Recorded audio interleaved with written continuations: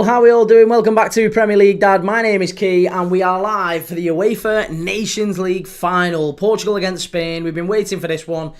Great couple of days in the Nations League games. I've got to say, I think Portugal against Germany, it was alright, wasn't it? It was an okay game. I thought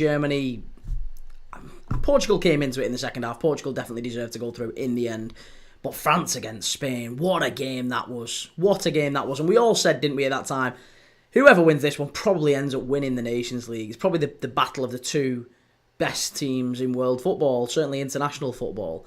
And it was a fantastic game. It was an absolute classic. Spain obviously taking the lead, smashing it, getting through to, 5-1? They ended up being in front.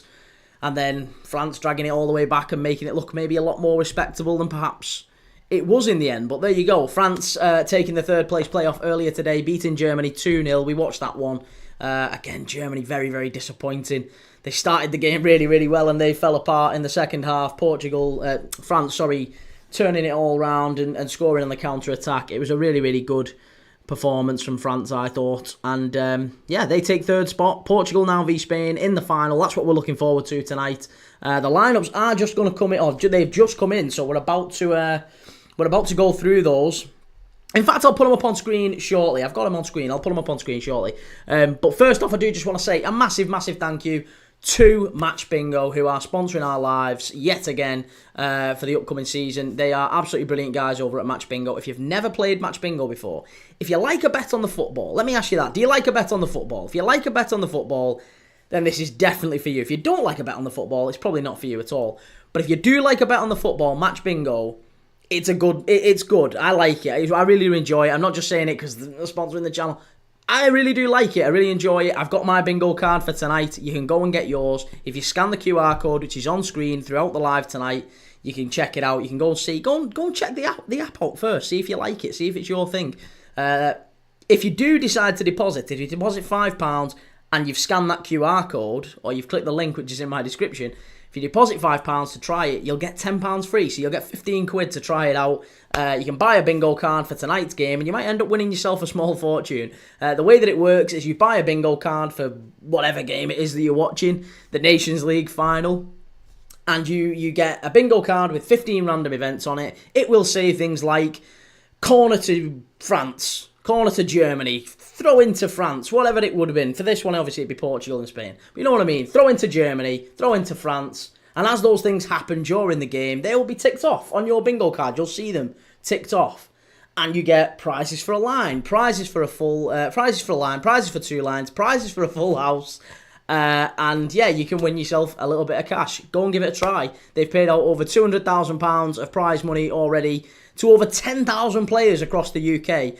And they're growing really, really quickly. So a massive, massive thank you to Match Bingo for continuing to sponsor Premier League Dad. And with that said, let's look at the lineups. Let's put the lineups up on screen. I want to hear your thoughts on these. So that is the lineups. That's what we're working with for this game. I want to get your thoughts on the lineups. This is what we've got. So, Portugal against Spain. Lineups are Diogo Costa in goal for Portugal. It's João Neves and Ruben Dias with Goncalo Inacio and Nuno Mendes at left back. Then it's Bernardo Silva, Vitinha and Fernandes in midfield with Neto, Conceição and Cristiano Ronaldo up front. For Spain, it is Unai Simon in goal, Cucurella left back, Huysen and Lenormand in the centre, and then Oscar Mingueza at right back. I'm not sure how many games he's actually played for Spain, Oscar Mingueza. Has he played too many? I don't know how many he's played. This is his second appearance for Spain. So, big opportunity for him in the Nations League final. And then it's Fabian Ruiz, Zubamendi and Pedri in midfield with Nico Williams, Oyarzabal and Lamine Yamal up front. So, it's very, very similar, to be honest, to the lineup that we saw for Spain against France. The main change being that one of Mingueza coming in for Pedro Porro. Now, Pedro Porro gave away the penalty, didn't he? Pedro Porro did give away the penalty that kind of got France back into it. So maybe that's why he's been dropped, I wonder. Yeah, he's been dropped for that reason at least. Players that are on the bench for Spain, it is Vivian, Samu, Ramiro and Raya as the goalkeepers. Porro, Pino, Olmo, Morata, Mikel Merino, Lopez, Isco, Grimaldo, Gavi, Pau Cabasi and Alex Baena of Villarreal. For Portugal, on the bench, they have Vega, Trincao, Silva, Antonio Silva of Benfica, Semedo, Jose Sarr of Wolves, Goncalo Ramos, Palhinha, Ruben Neves, Moura, Leao, João Felix, Goncalves, Dalot, and Liverpool's Diogo Jota. So yeah, Goncalo Ramos is on the bench, Chimey. Hey Key and chat, let's go Portugal. I really fancy Spain tonight. Yeah, I really fancy Spain. I want to hear your predictions on this one, by the way. I do want to hear your predictions on this one. I'll take that down and we'll talk about the lineups and everything. We'll share that again closer to kickoff. But that is the lineups. Scott Grice, come on Portugal. Shea 472, Bruno Fernandes, hat-trick. Heard it here first. Jaden Rees-Thompson, 2-1 Portugal. Ronaldo and Vitinha, Spain, Lamine Yamal. There's a lot of people who seem to think it's going to be quite an easy win, I guess, or certainly a win for Portugal. I'm really surprised by that. That people seem to think it's going to be a Portugal win tonight. After the performance that Spain put in against France, I would have thought they would have been certainties in most people's minds. Portugal do have a very impressive bench, though, I will say that. They have got some players, some difference makers, haven't they, coming off that bench. So that's going to be the interesting part for me, is to see exactly who they bring on and can they change the game or not. Don't mind me. I'm just working my way. This is my tea. I'm having my satsumas for my tea. We're coming up to an hour to kick off. I think those kits are going to be right, by the way. Portugal in the red. Portugal in the red and Spain in the sort of light blue, sky blue, white away kit, I think it is. Thereabouts. It's a lovely new kit, the Spanish away kit. If you haven't seen it yet, go and check it out. You'll probably see it shortly. I think that is what we're going to be looking at. Portugal in the red, Spain in the light blue, pale blue. And with that said, let's talk about some other bits and bobs that we need to in tonight's live. Because there's been lots of stuff happen in the world of football, of course, over the last 24 hours.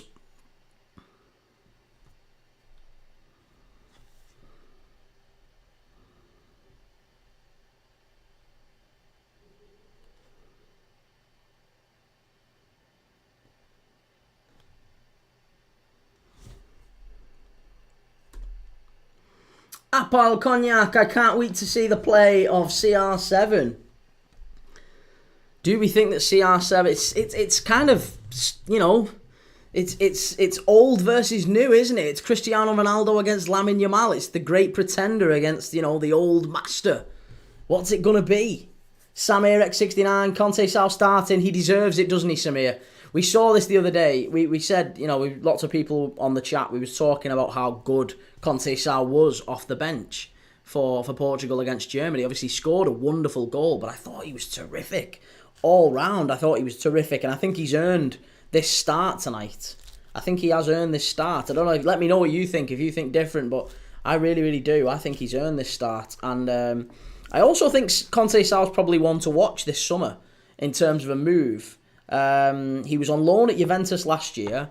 Juventus it was only a loan. It wasn't an obligation to buy, so there's no obligation for them to buy him.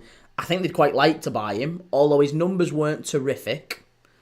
I think he got 4 goals in about 22 appearances for Juventus. It wasn't a lot. He wasn't brilliant at club level, but I think there's a player in there. There's a real player in there, isn't there? A real player in there.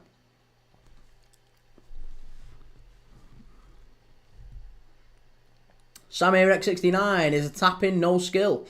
Like people often say, tapping is easy, but to get a tap-in, you need to be in a good position to receive the cross pass.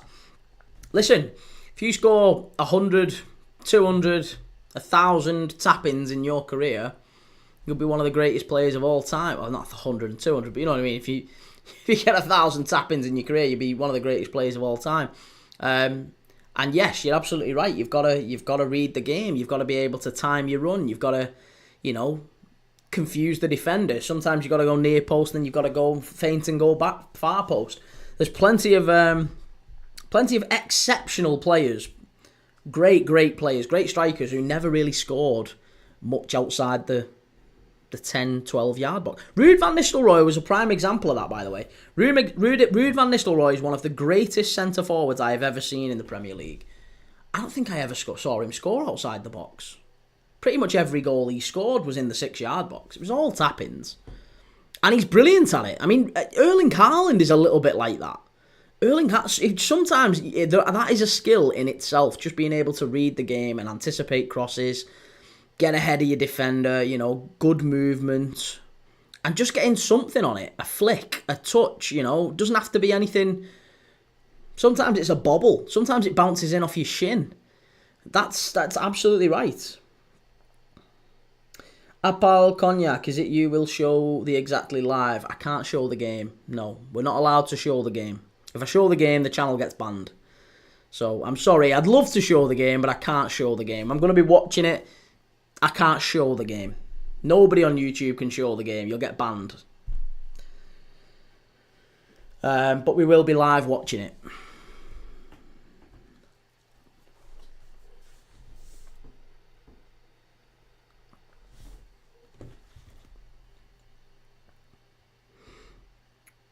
Al Hilal are chasing Victor Gyökeres.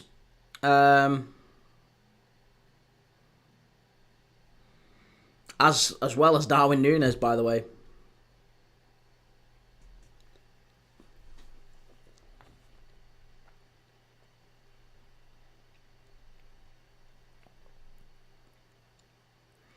Franco Mastantuono has signed for Real Madrid, 45 million euros. Joining Madrid on a 6-year deal. Formal steps to follow next week, with River Plate now asking for Franco to play the Club World Cup and leave in August. Franco Mastantuono, wow. Chimey, Cavani or Falcao? I think Falcao had a better peak, but I think Cavani was better over longer periods of time. So I think Falcao at Atletico Madrid was brilliant. He was so good in that short little couple of years. He was brilliant. But then, it kind of tailed off very quickly for him. Whereas I think Cavani was great at Napoli. He went to PSG and he was great at PSG. I even thought he was still one of United's best players when he went to United. I think Cavani's a very, very good player, but I would say Falcao had a better peak. I don't know. Would you agree? Let me know what you think about that one. Soccer Aid's coming up, isn't it? I forgot about that. Soccer Aid's coming up next week.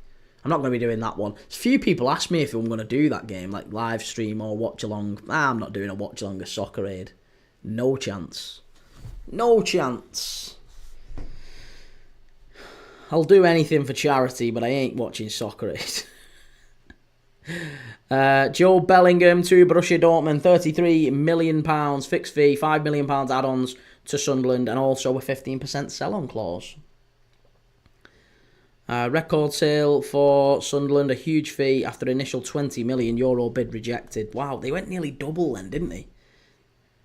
Sunderland said no at €20 million and got nearly double out of Dortmund. That is some going. And a 15% sell-on fee as well. Good lad. Bournemouth left-back Milos Kerkez has been released from international duty as the 21-year-old closes in on a move to Liverpool.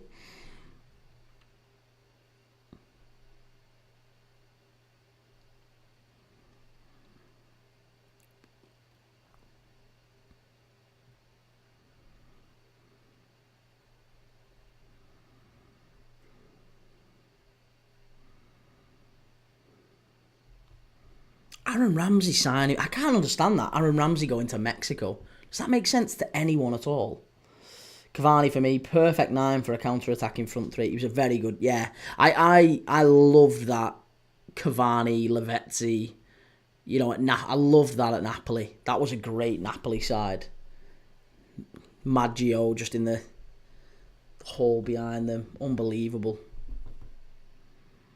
Well, not in the hole behind him. He was in the 6 more often, Maggio. But they had a really, really good side, Napoli, then. Chimey... Oh, we've already done that one, sorry.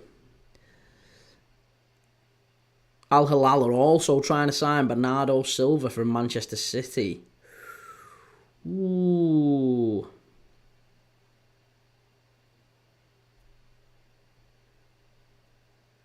Do you know, I'm still baffled at how much Manchester City have spent just in the last 6 months, and yet Liverpool are getting loads of grief for Florian Wirtz. Manchester City have spent 75 million on Marmoush, 60 million on Nico Gonzalez, 40 million on Kusanov, 40 million on Vitor Reis, 70 million on Tijani Reinders, 40 million on Cherki, and now 50 million on Aït-Nouri. That's 120, 190, 230, 270, 330. It's like 400 million euros in the last 6 months. We've just dropped 130, 140 million, whatever it is, on Florian Wirtz. Like, we're still well behind. Still well behind. Razine, how are you, mate? Very excited for the game. What's your predictions? I'd say 4-2 Spain. Lamin, Brace, and Pedri, man of the match. Razine, you'll be surprised to know that you're the only one in the chat thus far that has said Spain to win. Everyone else seems to think it's Portugal. Now, I've got to say, I'm with you. I think Spain are going to take this one. I think Spain are going to take it. I don't know about what score. I think I predicted 3-1 the other day. So I'm going to stick with 3-1. Yeah, 3-1. Spain to win 3-1. But you'd be very surprised. A lot of people seem to be saying Portugal to win. So, hey... Interesting. Cristiano Ronaldo up front, centre forward. Is he going to do it? Win the nation? Has he already won the Nations League? Cristiano Ronaldo, by the way. I don't think he has he? Is this one of the only things he hasn't won? Cristiano Ronaldo honours. Right, this is going to be a long thing, isn't it? International level. What's he won at international level? Oh, he has won the Nations League, 2018-19. I should have remembered that, actually. So, hey, we can win it for the second time, if nothing else. 2 Nations Leagues and a European Championship in 2016. And possibly ending his career in a World Cup. If Cristiano Ronaldo was to win the World Cup, would that change anyone's opinion, by the way, of whether or not he's... Could he be the GOAT if he goes on to win the World Cup? Like, does that change anyone's view of whether or not he... eclipses Messi? Razine, hope this game won't go to extra time. It sucks that I got to wake up early for work, but still, footy is priority. Yeah, absolutely. Absolutely. Footy always. Nah, seriously, don't say that. Footy is very, very important, but make sure you get to work. For the love of God, make sure you can still feed your family and do what you need to do. Don't lose that.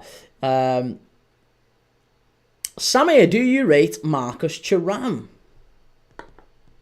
Do I rate Marcus Thuram?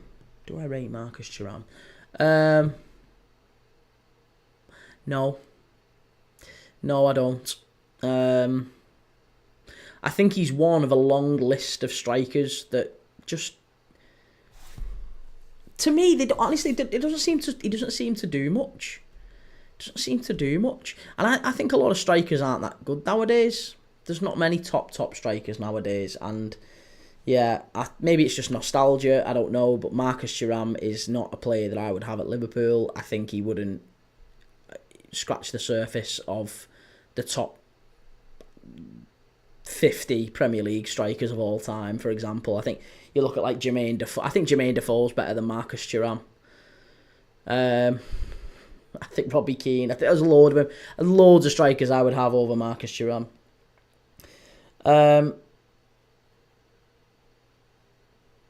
Chimey, he hasn't won the World Cup. Yes, sorry, forgot about that. Without the World Cup, Ronaldo is the GOAT for me, says Samir.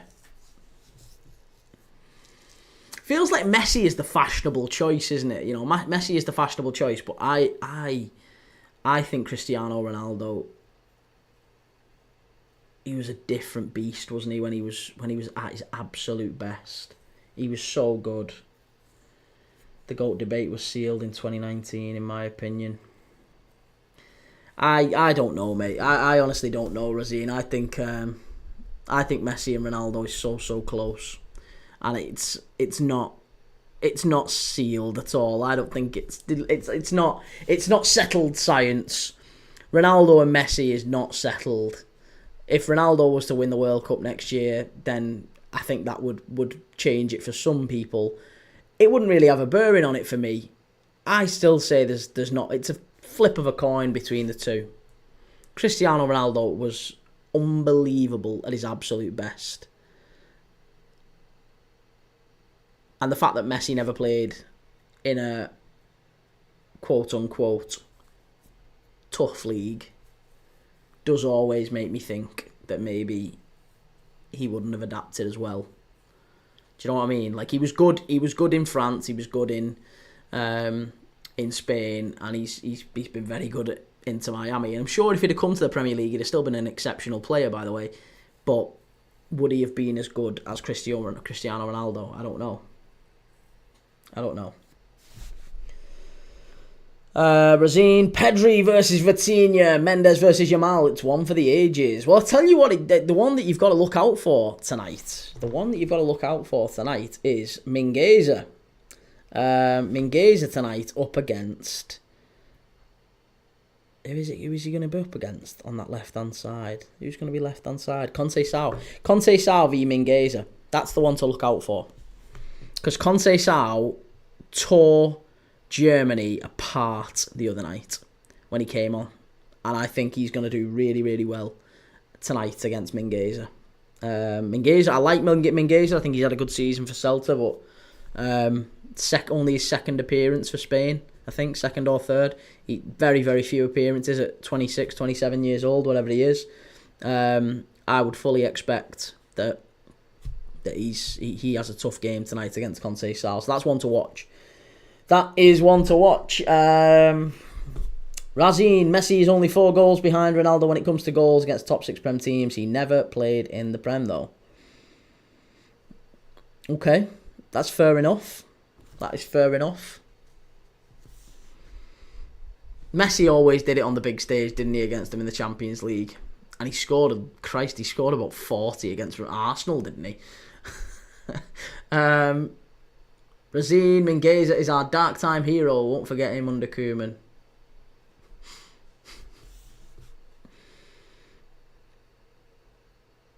Well, like I said, it's going to be a big night. It's going to be a big test for him. Very, very big test.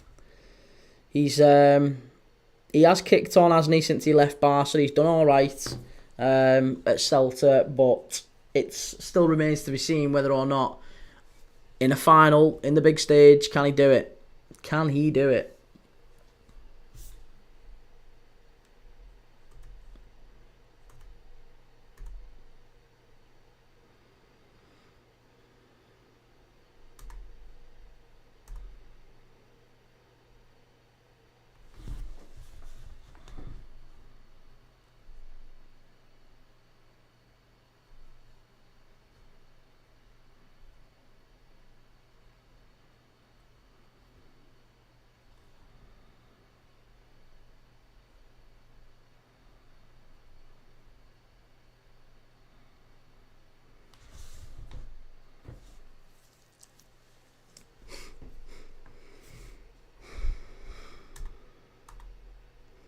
Right, let's get the lineups back up. So people can have a quick nosy at them. Marino not starting. I think that's the right thing, though. If you look at that midfield three, mate, you're not getting much better than that midfield three. I'm sorry. Ruiz, Pedri, Zubamendi. Zubamendi's better than Marino, isn't he? You would have Marino maybe coming off the bench at centre forward. He's probably been better at centre forward than he has in midfield. Arsenal fans haven't taken to him as a midfielder at all. So yeah, it's going to be curious. It's going to be very interesting to see what happens, what exactly happens with him this summer. Because obviously if Zubimendi does come in and Partey leaves, I'm not sure how often Merino gets played, especially if they get centre forward. 1 second. Khalifa, thank you for the follow. Appreciate that. Good to have you. If you want to come over to YouTube, you can also get over to YouTube. And Khalifa, who is the greatest youngster ever? Sorry, you were saying the greatest youngster ever. I would say the greatest youngster ever. The greatest youngster ever. It's probably Messi, isn't it? It probably is Messi or Ronaldo. I mean, it's probably the same question as who's the greatest player ever. Chimey, Marino is the better player for me. Carbon copy of Busquets and Rodri. Oh, behave, Chimey. You don't believe that. Carbon copy of Busquets and Rodri. No. Sammy, I can't wait to see Cucurella getting booed again.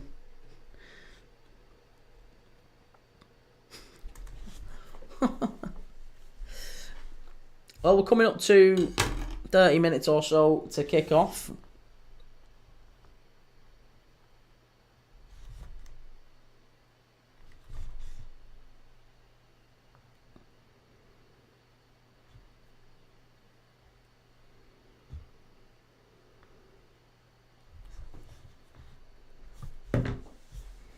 Substub, yo, how's it going, Substub? Good to see you.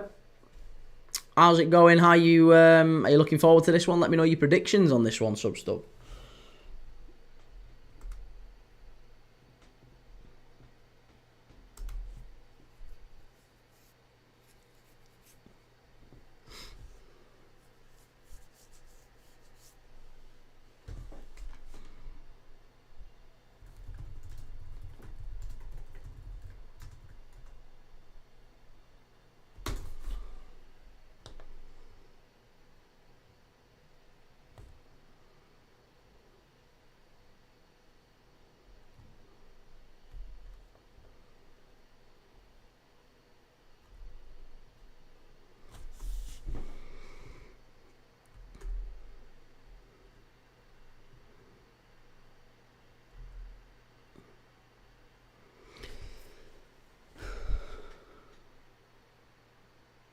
Oh, thank you. What's that? Sorry. P.O. Shea. Sorry, is that? Hi, mate. Who is the greatest Irish player of all time? The greatest Irish player of all time? Oh, that is a good question. Greatest Irish player of all time, I would say, is between... I mean, yeah, you always got to look at Roy Keane, but I don't think... I think you'd go back even further and you'd look at maybe...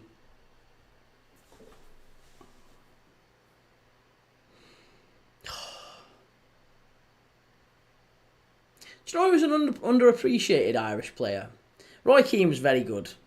Roy Keane was very, very good. But do you know who was a very underappreciated Irish player? Ronnie Whelan. Ronnie Whelan was a very, very good player for Liverpool. Very good player. Won it all as well. Pretty much, anyway. And I think, yeah, Ronnie Whelan is one who doesn't always get the appreciation, but he was an exceptional player for Liverpool. Played for Ireland for a very long time as well.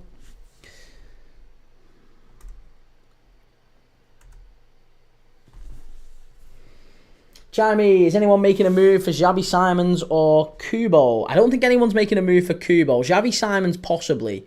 Xavi Simons, it seems there's people kind of just waiting with him to see what happens, because obviously there's Wirtz is maybe on the move. There's talk of maybe other players having to move. I mean, look, Bayern. I think Bayern's possibly a destination for Xavi Simons, because they like taking players from other Bundesliga sides, don't they? But yeah, I think it's probably worth looking at Xavi Simons for Bayern. I think you'd probably have to say Elise has settled really well there. Eze is one that they're looking at again, but I don't know. Yeah, Xavi Simons I think might move, but not Kubo. I think Kubo stays where he is. Chimey, Robbie Keane. Oh, Robbie Keane for the best Irish player. Robbie Keane was a good player. I don't think I would say he was. I don't think he was one of the best though. Paul McGrath was a good defender for Ireland. Pat Jennings, another good keeper. Shay Given. George Best. I mean, George Best is Northern Irish, but it's probably sacrilege really saying that, isn't it? Who else would we say? I tell you what, I'll take it back. Do you know what I would say? Seriously, I would honestly say Dennis Irwin. And that's from me as a Liverpool fan. I think Dennis Irwin is one of the most underappreciated players. Yeah, Dennis Irwin was unbelievable. I really liked Dennis Irwin. Even as a Liverpool fan. He was very, very good.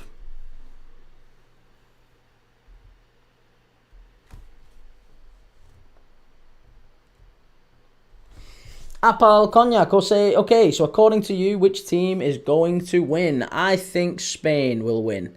Yeah, I think Spain will win. I think that they will win 3-1. 3-1. Portugal, they weren't great against Germany. They weren't great. But I think Spain will have just about enough to win tonight. So I'm looking forward to seeing which one of them, which one of the two XLs, Lamine Yamal or Cristiano Ronaldo, who has the better game tonight? Because that might be what decides it, isn't it? That might be what decides it. Cristiano or Lamine Yamal, one of them might well just end up deciding the game.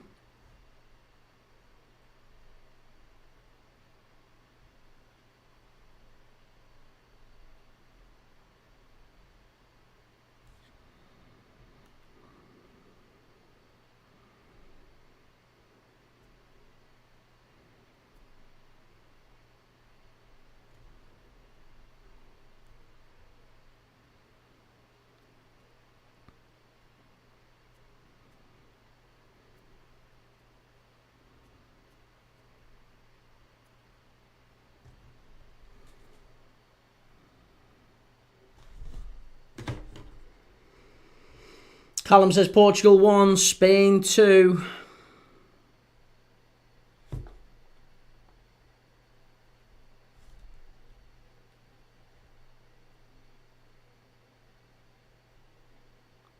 I'm just queuing up, by the way.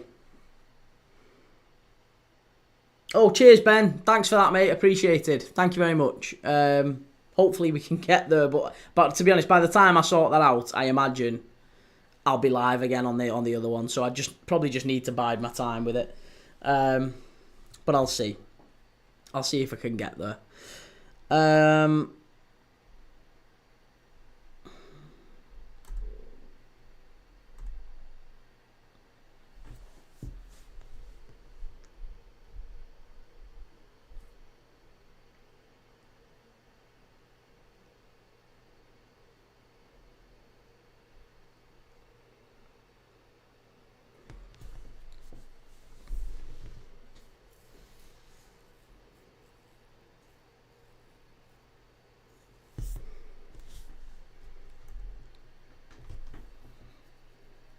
Okay, well let's do the opposite then. If someone's just asked me about the Irish, who's the best Irish footballer of all time? Let's do it for this one then. Who would we say is the best Spanish player of all time? And we'll do the same for Portugal. Aside from Cristiano Ronaldo, let's take Cristiano Ronaldo out of the equation. Who would be the best Spanish footballer of all time? Who would we say? Xavi, Iniesta, Busquets, one of those three? Does Casillas get in there? Does Puyol, Ramos get in there?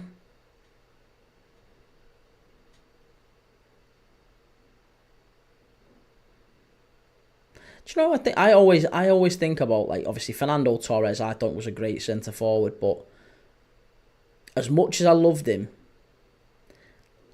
I always thought that David Villa was better.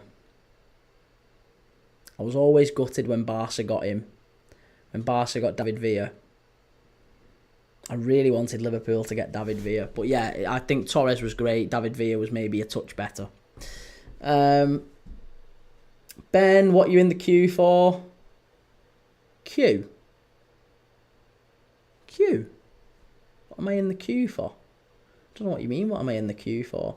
Razine, in my opinion, Spain hasn't been the best defensively in this game or in this tournament, and gotta say, last game they shouldn't have replaced Pedri. He's very crucial all over the pitch. He is the tempo controller of a game.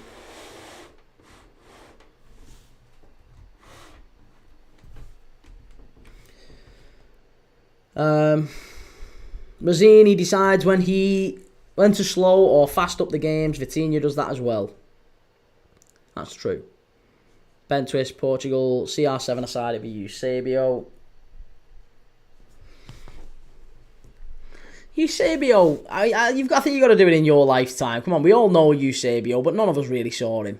Can't have Eusebio.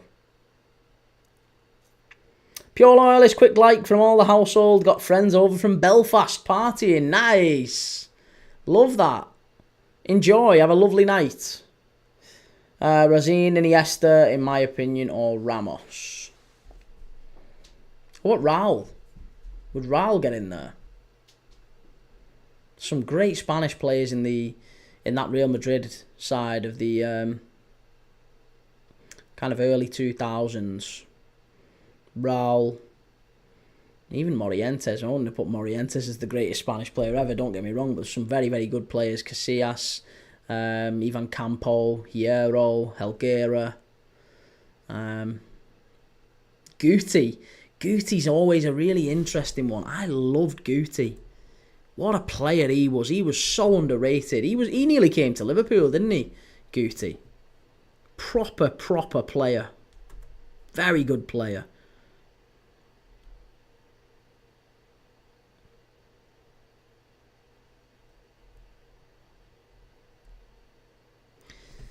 Saying you can't say players before your time were good.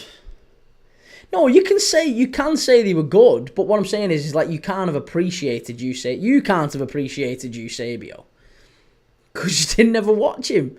So you're basing your assessment that Eusebio was one of the best Portuguese players ever, having never really watched him. Chimey, Puyol was good, wasn't he? I liked Puyol. See, I think Puyol's better than Ramos. I would have Puyol over Ramos. Ben, in my lifetime, have to be Pepe for Portugal. Oh, I hate Pepe. I wouldn't have had Pepe. I would have probably said... I genuinely would have said Bernardo Silva ahead of Ronaldo. After Ronaldo, sorry. If not Ronaldo, Bernardo Silva would probably be one of those for Portugal. I think he's so good, so underappreciated. Brazil, I think Spain had Guti, Xabi, Fabregas all in midfield on the bench. I know, yeah, Xabi Alonso as well. Fabregas was great.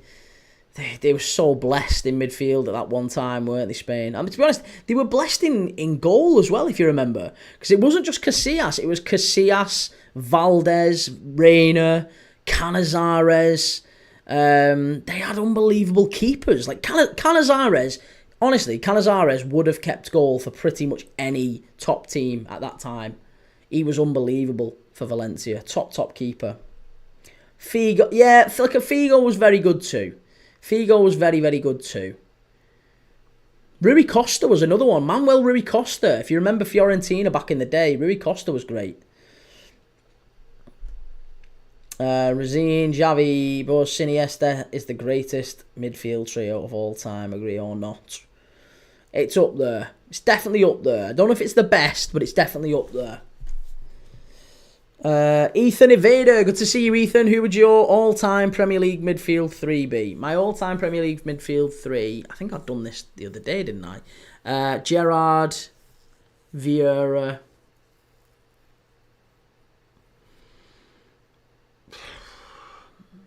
Gerrard, Vieira.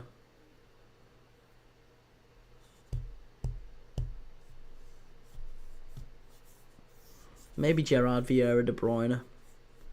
Yeah. Maybe. I don't know if De Bruyne could have played in that midfield, but Gerrard, Vieira, De Bruyne would have been my midfield three. I think they would have won most games, to be honest. Ben, again, like me saying, as an LFC supporter, I can't say Dalglish was one of our best because I didn't see him play. It's there for all to see. No, I know, but you say it's there for all to see. It isn't, because we never really... Like, I've seen more of Dalglish than I've seen of Eusebio. Eusebio didn't play in colour. Like, you know, I've seen Kenny Dalglish play.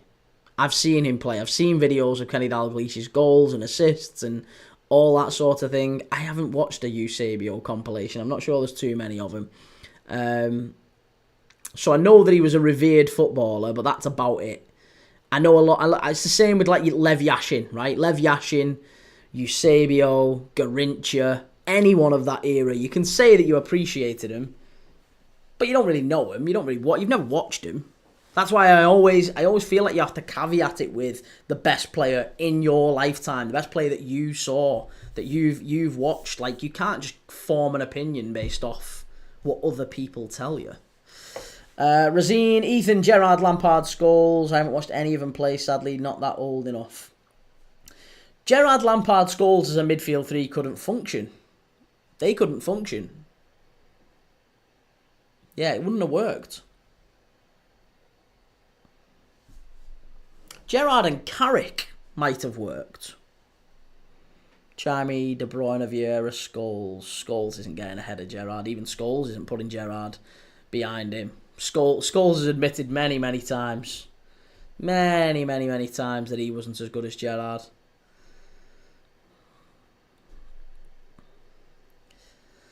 But yeah, Vieira was brilliant.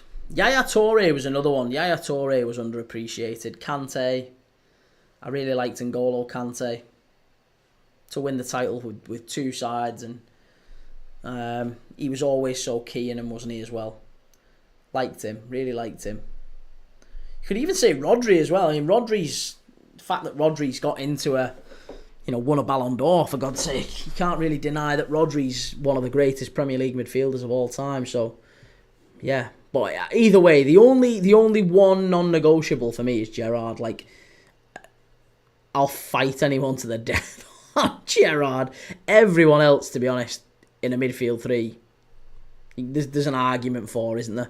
Like, even Vieira was very good, but you could argue Yaya Toure, you could argue Rodri, you could argue Fernandinho recently. Fernandinho was very, very good. You could argue quite a few, couldn't you? There's quite a few players over time.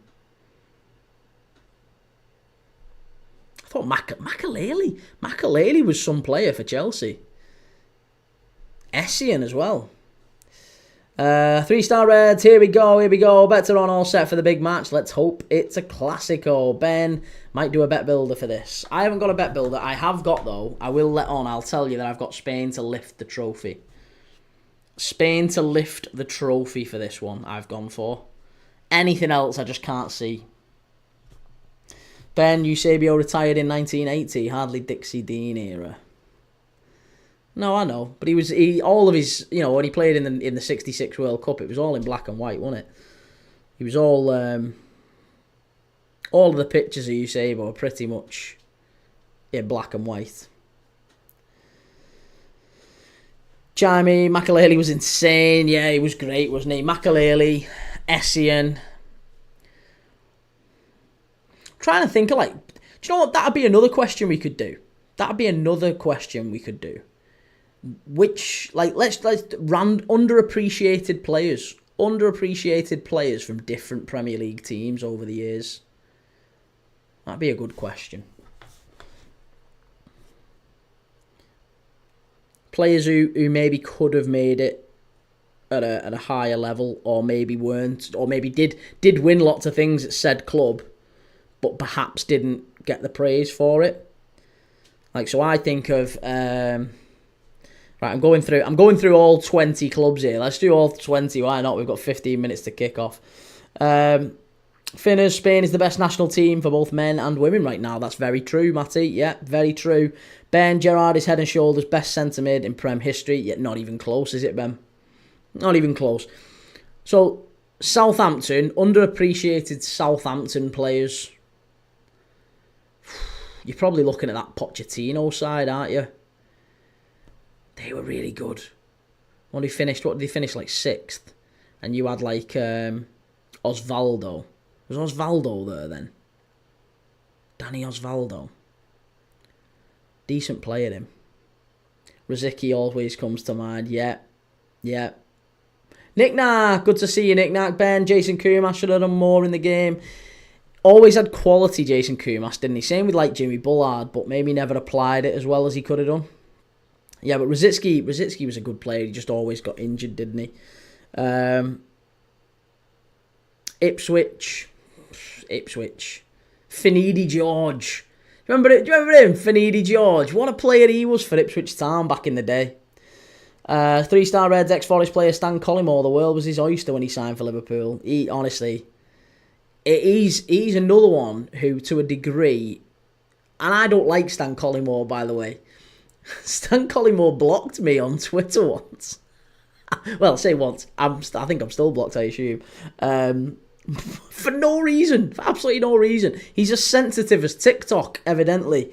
But yeah, Stan Collymore is one of those underappreciated players, I think, from a Premier League point of view. From a Premier League point of view, he's a very underappreciated player. He was fantastic. He was good at Liverpool. But he just never. If you listen to all the players who he played with at the time, like Ruddock and McAteer and some of the others, they always talked about Collymore used to just kind of, like, he'd finish a game and just, like, shower, chuck his clothes on and go home. He didn't really talk about footy. He didn't really want to talk about the game. He didn't really have any interest in it. Came to training, did his job, went home, sort of thing. He was just kind of like, just like nothing really there. Ethan, do you have Modric over Xavi? Hear that quote a lot. Modric is one of its generation's greats, but Xavi clear for me. So good. I think I would have Modric over Xavi. Yeah. No, I would have Modric over Xavi. I know Razine won't like that, by the way, but I think Modric does just eclipse Xavi.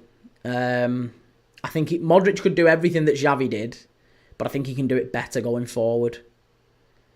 Xavi didn't need to, did he? He had Iniesta in front of him, and often he had Busquets behind him. But I think Xavi was a great metronome. He was a great controller of the game. He read the game well. But I think personally Modric was just about at the edge.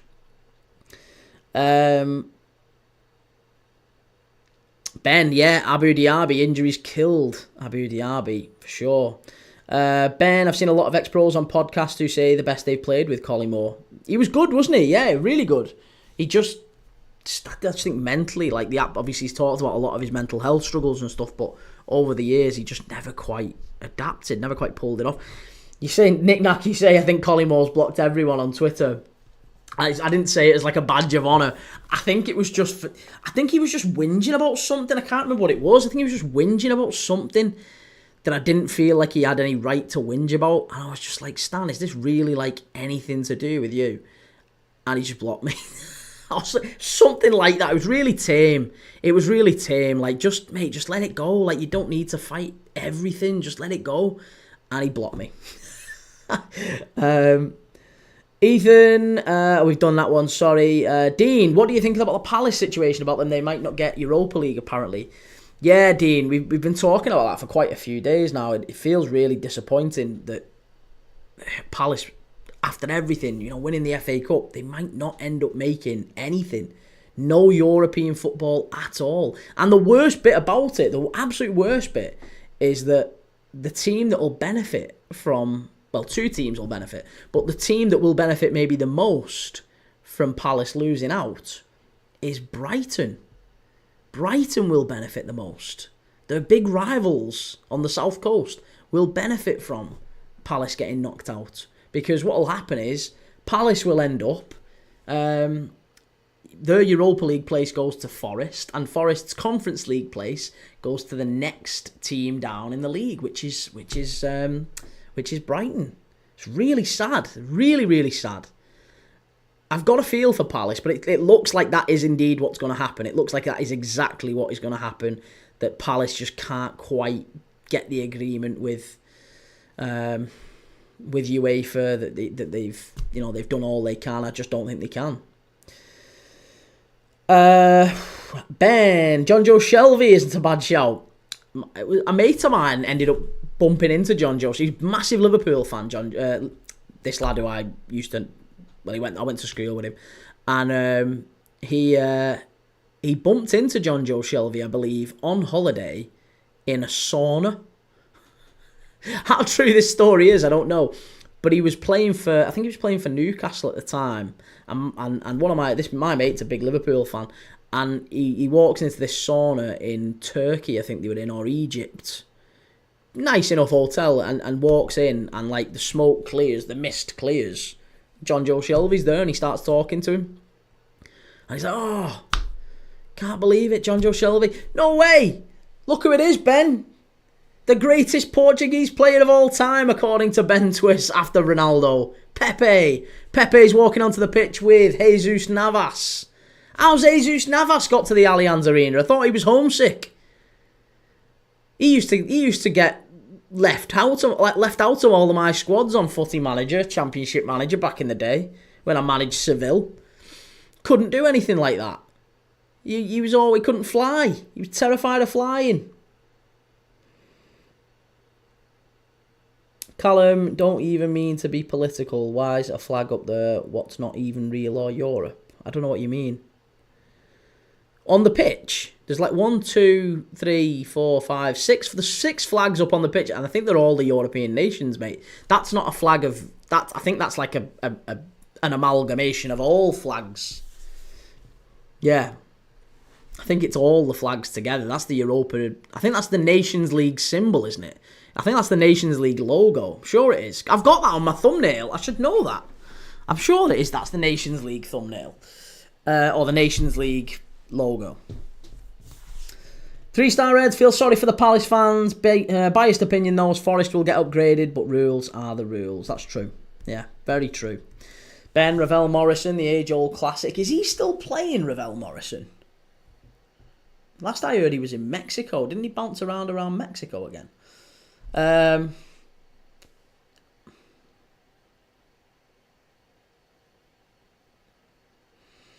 Chimey, I also really liked Jakob. Now, Claudio Jakob and Chris Brunt at West Brom. Now, that, yeah, again, great. Another great shout, Chimey. Like that. Nick Naki used to post live videos on Periscope. Oh, this was Collymore, right.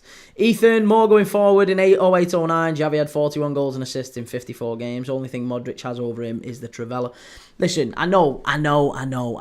Right, you can always throw out Xavi goals and assists and all that. I get it, right? Stats, you can throw stats at it. All I'm saying is I think Modric, in an attacking sense, broadly speaking, was better than Xavi. Maybe I'm wrong, but that's my view on it. You can probably throw one season out where he was better, maybe 2, maybe 3 seasons where he was better. And I think I would also argue that Modric, for a lot of the time, not all of the time, but for a lot of the time, Xavi was playing in a much, much better team. Yeah. Ben, Palace must have known this would be a potential problem. They did know it was going to be a potential problem, but it would have involved them putting in John Textor. Is it John Textor? It is John Textor, isn't it? John Textor putting his shares into a blind trust, and there was a deadline for him being able to do that. And if he didn't do it by that deadline, then he couldn't really do it at all, and that's the position they're in now. So he would have had to anticipate that Crystal Palace were going to win the FA Cup well before they played the semi-final. Long before they played the semi-final, and he would have had to put his shares into a blind trust, which is it's not a paper exercise. It is still a fairly sizable thing you have to do as a bit like Marinakis at Forest. It's maybe not as much of an issue. But for John Textor, it maybe is a bit more complex. Depends, I guess, on his business dealings. But, yeah, a little bit more complex. Litigation. Hi, Kay. Good to see you. Litigation. How's it going? Callum, don't mean to be political. Oh, we've done that one. Knick-knack. I've just started playing FM24. It was on sale. Managing a Finnish second division team, but it's going quite well so far. Nice. Nice. Knick-knack, nobody else would give me a job. Oh, see, I just cheat on it straight away. I just pick a team I want to manage. I can't be bothered with that. Starting low down and working my way up. I can't be bothered with that. Ethan, suppose Xavi more comparable to Kroos and Modric to Iniesta. Exactly, yeah. And in that scenario, I'll take both Barca boys. Proper, massively underrated though. Ball at Kroos.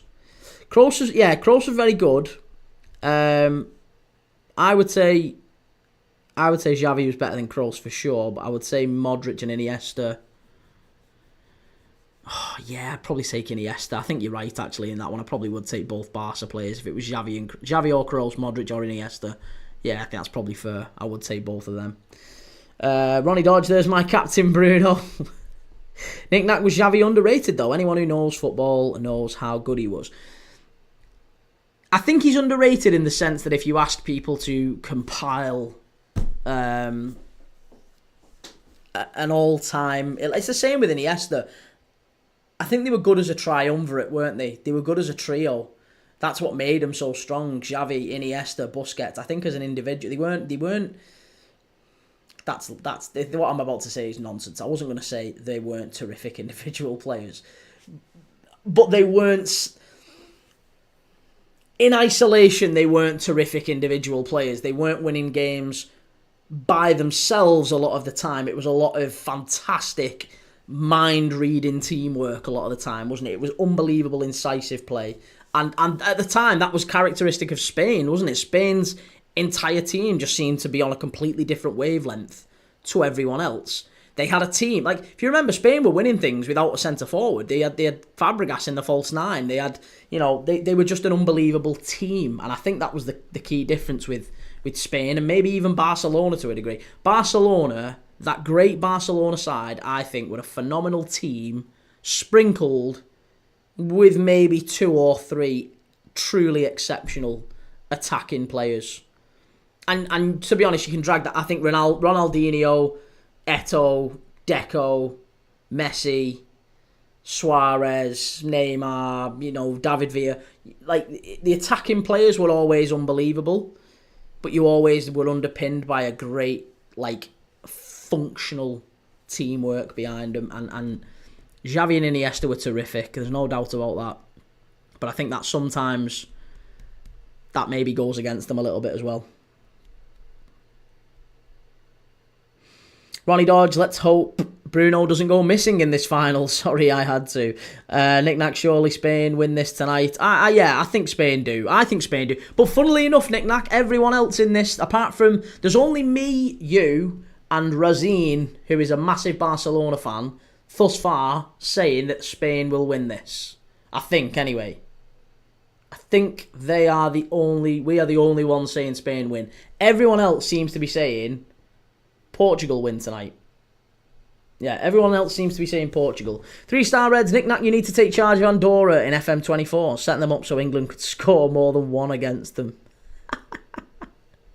Mate, just put that goalkeeper was phenomenal for Andorra last night. Knick-knack, Portugal team looks like it has a few round pegs in square holes. Well, yeah, let's go through the the team very, very quickly. In fact, I'll just show it on the screen because we are about to kick off. That is what we're working with.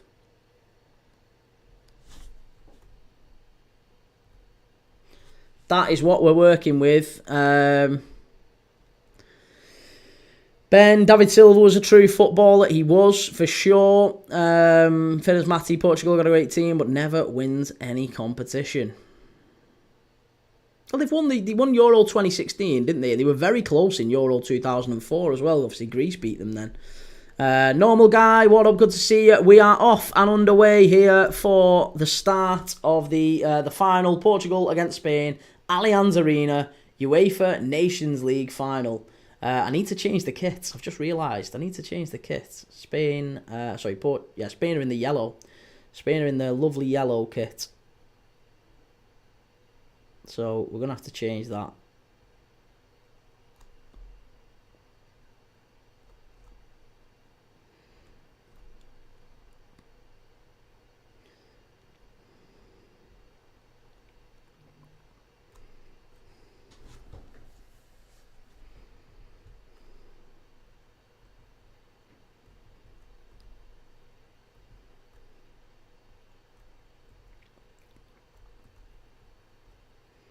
Alright, there you go. Portugal against Spain. Let's get underway. Normal guy, good to see you. Spain to win 3-2. Okay, so we have got some people who think Spain are going to win this. It's not just me and Nick Nack and Razine. Chimey, Fabregas should have stayed at Arsenal. I never rated Fabregas. He was one I never rated. I've got to say, Fabregas to me, like, he was okay. He was only ever okay. I always feel like he's one of them that gets a little bit overrated, over-talked about, because he was a young player coming into a very, very good Arsenal side. I'm not sure. I'm not sure I was ever keen, really, on Fabregas. Roddy Dodge, I do want Portugal to win, but I think Spain will win it. Finners Matty, Spain will win 3-1. That's my prediction too, Matty. 3-1 Spain. 3-1 Spain. Litigation, the Spanish might be good, but we still rule Gibraltar. Nick Knight, Fabregas as a teenager was pretty special. Yeah, but he was special because he was a teenager, wasn't he? I never thought he was special per se. Like, he wasn't... Maybe I'm being overly harsh. I don't know. I just felt like he was just all right. I remember him coming through, and you know, I remember there being like a big furore over him, and thinking, I'm gonna have to watch this kid, see if he's as good as people think out, make out. But he never really impressed me. He never really impressed me all that much. It's kind of the same. Jude Bellingham's the same. Honestly, Jude Bellingham is the same. Every time I watch Jude Bellingham, and I've watched him a lot. I've invested time in Jude Bellingham. And I can see there's a player in there. I can see he's got the energy and the physique and carries it well. And, you know, I just don't see a top player in there. Kind of frustrating that he's got the assists and the goals record that he has for Real Madrid, because it makes me look a bit silly. Finners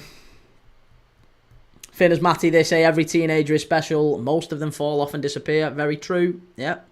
Here we go. Here's Lamine Yamal driving forward. Speaking of special teenagers. Oh, and he's giving it away. He's giving it away to the old master, Cristiano Ronaldo, who knocks it out wide to Neto to carry it forward for Portugal. He gets in the box, stands it up. Chance. Oh, it's gone behind. It's going to be a corner to Portugal. And Lamine Yamal giving the ball away in a dangerous area to his idol, I'm sure, Cristiano Ronaldo. Or one of his idols. Can't be giving the ball away so cheaply like that, Sunshine. You'll learn that lesson. 17 or not, you'll get dropped if you're playing like that. You can't give the ball away like that. Far too cheap.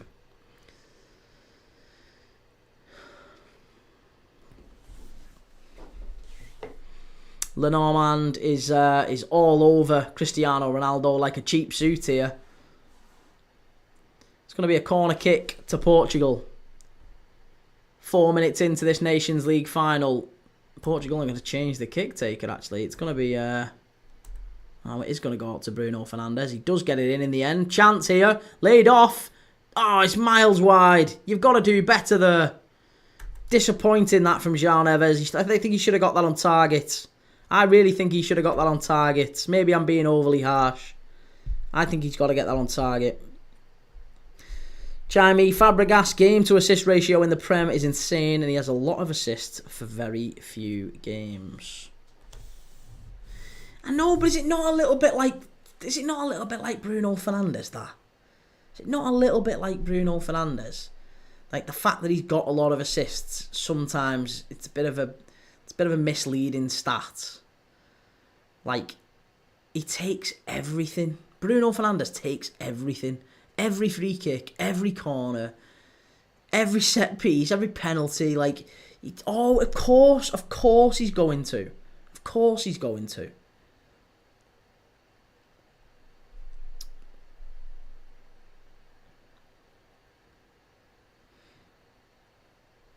Spain will win the World Cup. Ronnie Dodge, what a ball, Bruno. Behave yourself. Nick Nark, only thing Fabregas didn't win was the Champions League. I know, team sport though, innit? Team sport. Just because he didn't win it, don't mean there's no reflection on him as a player. In the same way that I'd say Gerrard not winning the Premier League isn't a reflection on him.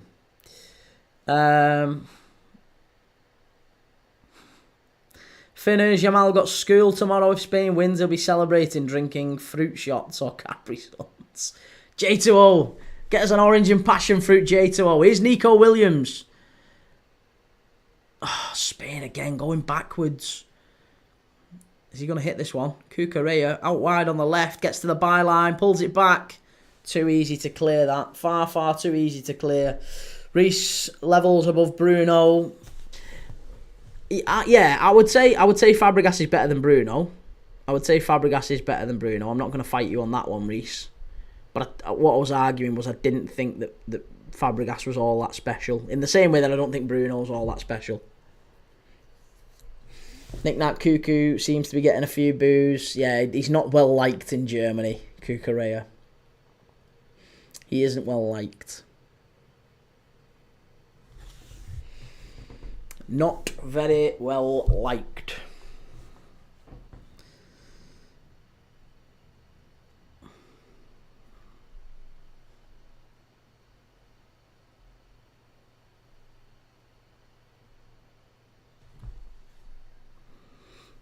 Portugal to have the most corners and the most shots on target in this game is 7-1.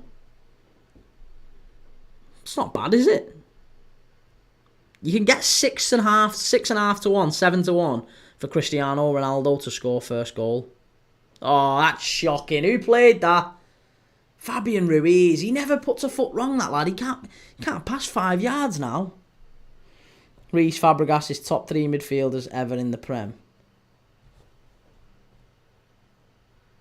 Shut up, Reece. Shut up, Reece.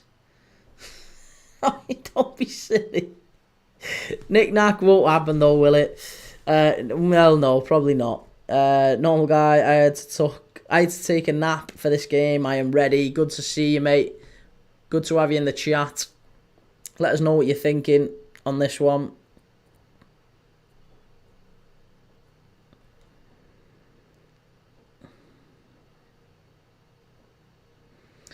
Florentino Perez is working on a secret signing.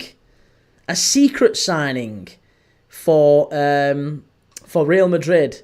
And he will be playing in the Nations League final. It's not Nico Williams. That is from AS. That is from Joaquin Maroto at AS. He's a Spanish journalist in AS. That's reporting very strongly that Florentino Perez, Real Madrid's president, is working on a secret signing that will be playing in tonight's Nations League final, and it's not Nico Williams. So that said, who is it going to be? If it's a Real Madrid signing, it's got to be someone pretty special. And I think the only one that would maybe fit the bill would be João Neves. Maybe Bruno Fernandes. Could Bruno Fernandes go to Madrid? No, he wouldn't go to Madrid. João Neves, Vitinha. What about bringing Ronaldo back? Could that work? Could Ronaldo end up back at Real Madrid? Look, do you know what? I think it's Ronaldo. I bet it's Ronaldo. I bet Ronaldo goes back to Madrid. Ronaldo's going back to Madrid. I'm calling it now. I am calling it now. Ronaldo back to Madrid. Ronnie, centre forward. They're looking for a centre forward, aren't they? I think he could do unbelievably well there, couldn't he? Oh, Ronnie. There's only really Ronaldo, Neves, Heisen they've already got. They could do with Cucurella, couldn't they? Cucurella from Chelsea. I wonder if they could go and get Cucurella. Fabian Ruiz, a bit too old now. Zubamendi, maybe. That wouldn't be a massive secret though, would it? Pedri they're not going to get for obvious reasons. Same with Yamal, and it's not Nico Williams. So then really you're looking at Zubamendi, Cucurella, Ronaldo or Neves. You've got 4. There's only really 4 I can see. Only really 4. Razine, Portugal is having a great start by counter-pressing the mid-thirds of the pitch. Well, they're not really able to keep hold of the ball, though. That's the problem. Spain aren't able to keep it either. It's been a pretty poor opening 10 minutes. Both teams giving the ball away. Even established players who don't tend to lose possession very often. Fabian Ruiz passing the ball straight out of play. Maybe they look a little bit leggy, a little bit tired.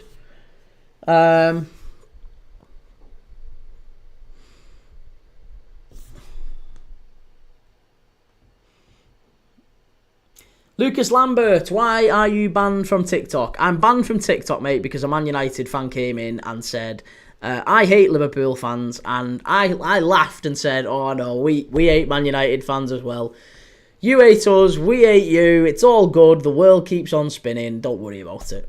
And that was it, and then bang, everything went down. So that's why I am banned from TikTok right now. I get my access back, my TikTok live access back on the 13th of June. So I won't be live for at least another few days.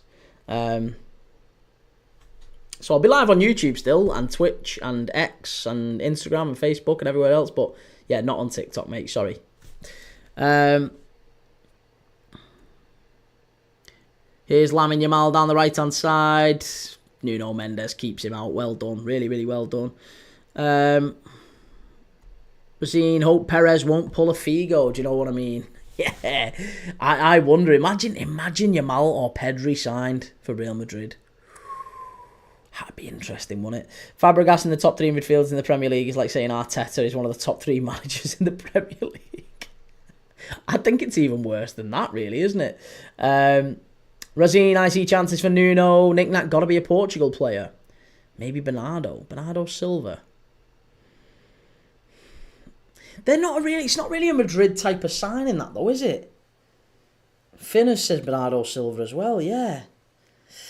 Charmy, Conte Sao, again, that's not the profile for Madrid, I don't think. Good player, very good player, but he's also... He's played 24 games for Juventus. He's got like 4 goals. Real Madrid don't sign that player. They don't sign that player. Not yet. He gets another move before Madrid, if anything. Reece, imagine if it's Yamal, that would be on the same level as when Campbell moved to Arsenal. Oh, mate, he wouldn't be getting... Do you remember... I mean, Figo got... Was it a pig's head threw at him at the new camp? He got a pig's head threw at him from the stands. Christ knows what Lamine Yamal would get. I mean, to be honest, I think they'd send him to Madrid if he's taking free kicks like that and giving the ball away. Lamine Yamal's been disgraceful in the opening 15 minutes here. Absolutely shocking. Finners back on the 13th, but will probably be shadow banned. Yeah, I'll be shadow banned. That's the other thing, Lucas. I'll be shadow banned on TikTok. So when I do get back, I have 2 weeks of being sat on.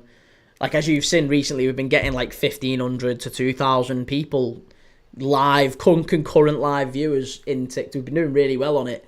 But then when I get back, it'll probably only be maybe 10 to 12 people in there. TikTok tends to cap it. So yeah, it'll be crap for the next, probably till the end of June, it'll be pretty crap on TikTok. So it's really knocked me, that stupid... I basically now know that I can't say the word hate on TikTok. If anyone says anything about hate, I'm just going to ignore it. But yeah, you've got to be super careful. They're so sensitive on TikTok. Nick Nark, useful squad player for not much money. That's true. Yeah, but Madrid don't make the sensible decisions like that, do they? Or maybe not as often as they should do. Reece Arteta is a better manager than Ancelotti. You're just after winding people up today, aren't you? Nick Nack sounds like Al Hilal want Bernardo. Yeah, I've just read that as well. Oh, unlucky, wonderful little piece of play there. And Pedri, it was Nico Williams down the left-hand side. Pulls it back to the edge of the box. Lovely little shot, lovely little sort of daisy cutter. And it just wide of Diogo Costa's far right-hand post. Lovely little shot there from Pedri. Unlucky. Very, very unlucky there. Reece, I'll be honest, Prem Dad, I thought you just binned off TikTok. No, I've not binned it off, mate. I haven't binned it off. I'm still very much invested in all the platforms. You know that. I love all the platforms, but I couldn't do anything about TikTok this time. They just don't seem to like me. TikTok our woke brigade, says Ben. Razine Nuno is seriously on Yamal. Hope Yamal does good as he used to. He's had a very poor start tonight. Yeah, he's not been great. He's not been great. Lucas Lambert, Pedri should score there. How much did Pedri miss that? So close as from Razine. Nick Nackett was on a plate. Normal guy, what a miss. Lucas Lambert, Rashford scored that against Preston North End. Hey, higher stakes, better opposition tonight though, Lucas. Here's Nico Williams. Every time I say Nico Williams, I always think of Forest's Nico Williams. Like I'm sat there thinking, he looks nothing like Nico. Oh, it's different. This is the different Nico Williams. But I catch myself saying it every time.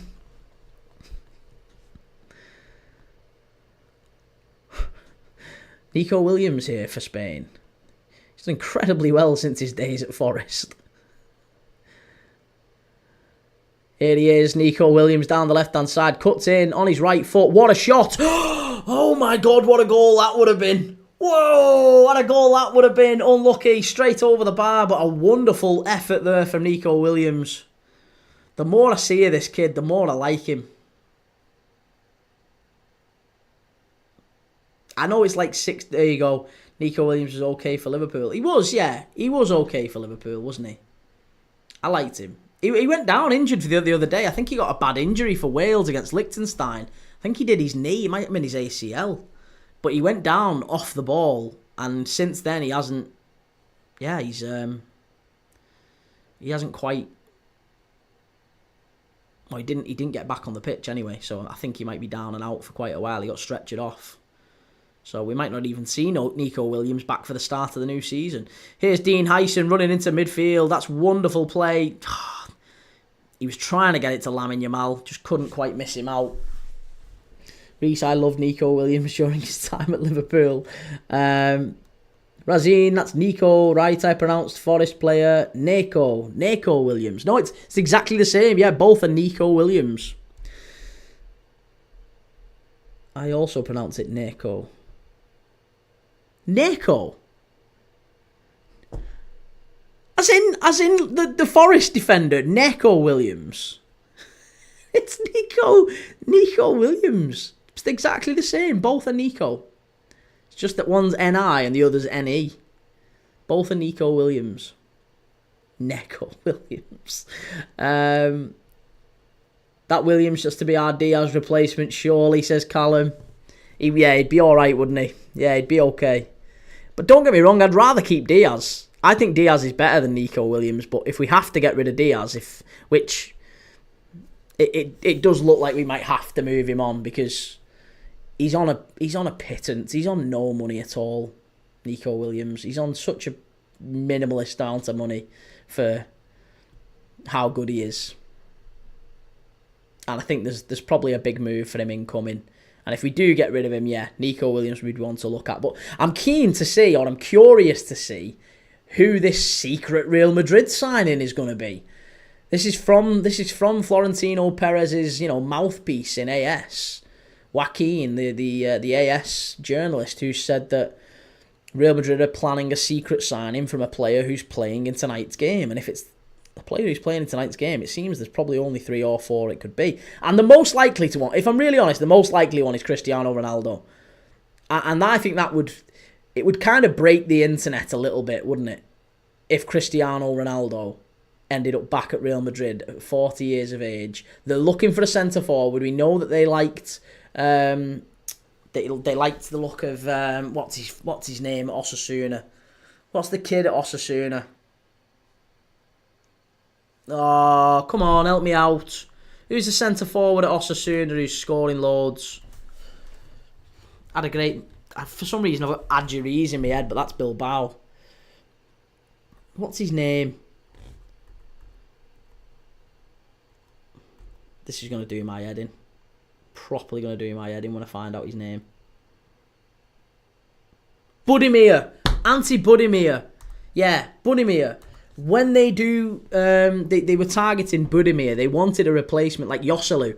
They wanted Joselu, didn't they? Or effectively a Joselu regen to come into Real Madrid. It's been reported quite heavily that they're looking for a centre-forward, but they don't want a centre-forward to come in and be the main centre-forward. Just someone who can kind of do a little bit. Oh, is that 1? Is that 1-0? Is it standing? Zubamendi scored. 1-0 Spain. Get in there, Spain. I knew they'd score first. But Zubamendi, the guy who's flirted with every English club bar Preston North End and staying in Spain for the mountains, has put Spain 1-0 up. Zubi, there you go, 1-0. Portugal 0, Spain 1. Zubamendi with his second goal in 9 matches. It was as scrappy as you come. It was a cross from the right-hand side. I don't know what Diogo Costa's doing. I've built up Diogo Costa a long, long time and said what a wonderful player he is. Do you know what? That was brilliant from Oyarzabal, actually. That was a proper goal, wasn't it? Oyarzabal with a little flick. Zubamendi carries it forward, knocks it out wide, and then he gets in the box. He knocks it out to Yamal, doesn't he? Yamal floats it in. Oh, it's just unlucky, I guess. Yamal with the ball in. Ruben Dias, I think, has to do better there. Ruben Dias has to do better. It's nothing to do with Costa. I've called Diogo Costa. It's nothing to do with Costa. It's shocking defending from Portugal. This might be offside, though. This might be offside. There might be a check here. There might be a check. If there's a touch on that... No, it is a goal. It's going to stand. It's going to stand. No long check. Thank God, no long check. It's Zubamendi with the goal. And there you go, Portugal 0, Spain 1. Yeah, so Real Madrid are looking for a centre forward to back up Mbappe and back up, apply a bit of pressure to those players. And Ronaldo fits the bill. I think a 40-year-old Ronaldo probably fits the bill. And honestly, the marketing, if they sign Cristiano Ronaldo to come back to Madrid, he'd love it, wouldn't he? Because he still thinks he's one of the best in the world. But he'd love it to be playing at Madrid at 40 years of age. Real Madrid would get a star player in who's got major marketing appeal for the Club World Cup. They'd sell loads of shirts. And yeah, like that's perfect, isn't it? That is absolutely perfect. You get Ronaldo coming back to Madrid to work with the up and comers. Ben started a career with Stuttgart on FIFA. The kid Enzo Milo is unbelievable on this game. He's like a cheat code. Yeah, Enzo Milo's very good. Angelo still is even better. Chimo, we've done that one. Lucas, where is Preston North End, by the way? Preston North End is about... It's near the Lake District, up by... if you know where the Lake District is, it's kind of north of Manchester. If I'm saying it broad for you, it's kind of a little bit north of Manchester. I don't know where you're based, Lucas. I don't know what your geography's like, but Preston is north of Manchester. North of Manchester, south of Scotland. It's kind of in that little chunk there. Ronaldo said he's not playing the Club World Cup though, hasn't he? Well, he's had a question about it. He said he's not going to be playing at this point, but that doesn't mean that might not change. If there's a surprise signing, a secret signing that's playing in this game, Cristiano Ronaldo's definitely on the table. I think that would be a really, really interesting one. Razine, great turn by Mikel and good lofted ball by Yamal as well. Striker mistake by Diaz. Stinker mistake by Diaz. Sorry, Razine. Yeah, it was a bad mistake by Diaz. And I think João Neves didn't really cover himself in glory. He compounded the mistake, didn't he? Nico Williams is in behind here. Spain could be in. He gets in. Wonderful defending that time. That's exceptional defending that from... is that from Ruben Dias, actually? I think it was Ruben Dias. Yeah, that we've criticised Ruben Dias, but you've also got to acknowledge that was wonderful defending from him as well. Really, really good defending.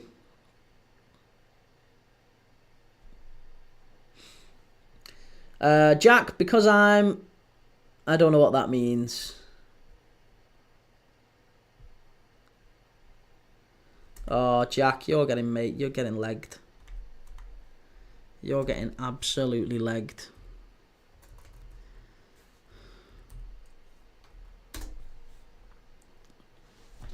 Oh, what a goal that is! Oh my days, a wonderful goal from Nuno Mendes. There it is. What an absolutely sensational finish that was. Bang, 1-1. Low down. Just an absolute rasper from just outside the box. That's incredible.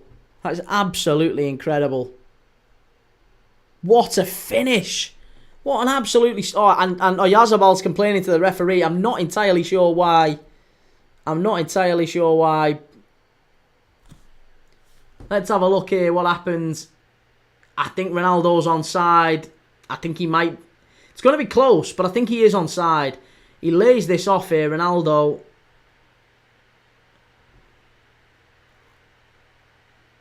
Has the move maybe been... Do you know what? That's just a great goal. I wonder if the move's maybe been a little bit... It's gone on a little bit too long for it to be dragged back for that. Feels a little bit sly if it gets dragged back for that, doesn't it to you?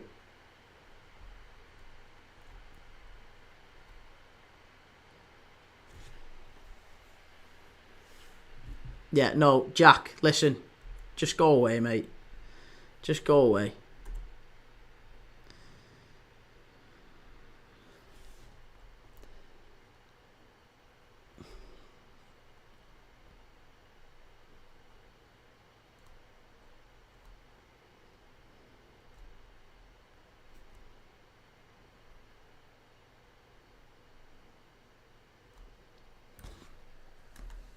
Oh, good grief.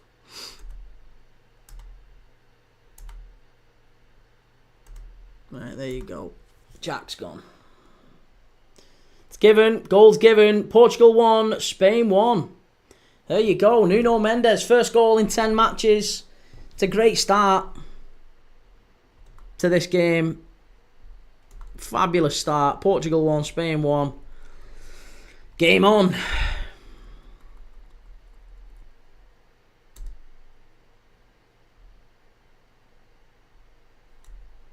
We're in for a feast of football in this one, says 3-star Reds. He's offside, but a Spanish player got a touch. Wellied in by Portugal. It was, wasn't it? And do you know what? He is, for me, undisputed now, the best left back in the world, Nuno Mendes. Not just in this game. I think he's been that all season. And you know, I'd probably argue Hakimi's the same on the right hand side. Unbelievable. Oh wow. Wow! Oh! Is it going to be a corner? No, Nico Williams, he's got to do better there, I think. Is he onside here? He's onside. I think he's got to do better there. How's he not got that onside? Or how's he not got that on target? Cristiano Ronaldo just timing his run very, very well there. It was tight. It was very tight. The semi-automated offside worked. Callum Williams flapped that. He did, didn't he? He flapped that. Razine Yamal with the good ball in. Yeah, I think that was a fabulous ball in. Really poor. Liverpool calling in the morning. Mendes, what a player. Theo Hernandez. I know, I don't think Theo Hernandez is better than Nuno Mendes. No, not even close, mate. I'd say Andy Robertson's better than Theo Hernandez, to be honest. I think Theo Hernandez is overrated. Lucas Lambert, does this go to extra time if there's a draw? Yes, it does go to extra time. Extra time and penalties, I believe. Nick Nack won't be easy getting anyone off PSG. No. Too good.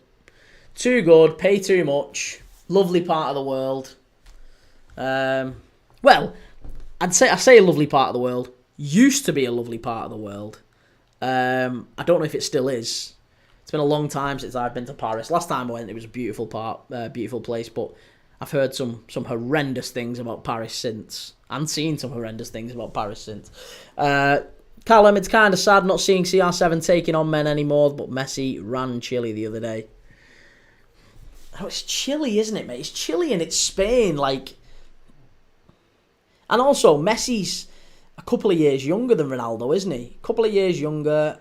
Ronaldo's never been as explosive as Messi in terms of pace. I always think Messi's had the edge of Ronaldo on pace, but Ronaldo's always been physically stronger, physically able to do things that Messi couldn't. I think Ronaldo can still bounce people off him. He can still do that. He just maybe hasn't got the same explosive pace that he once had. Nick Nack, Ronaldo still loves a step over. Yeah. Daniel, good to see you, Daniel. They still have croissants in Paris, so it's still beautiful. I've never had a croissant. Can't say I've ever had a croissant. It might surprise you. Here's Nico Williams. It's going to be a corner to Spain. Corner to Spain.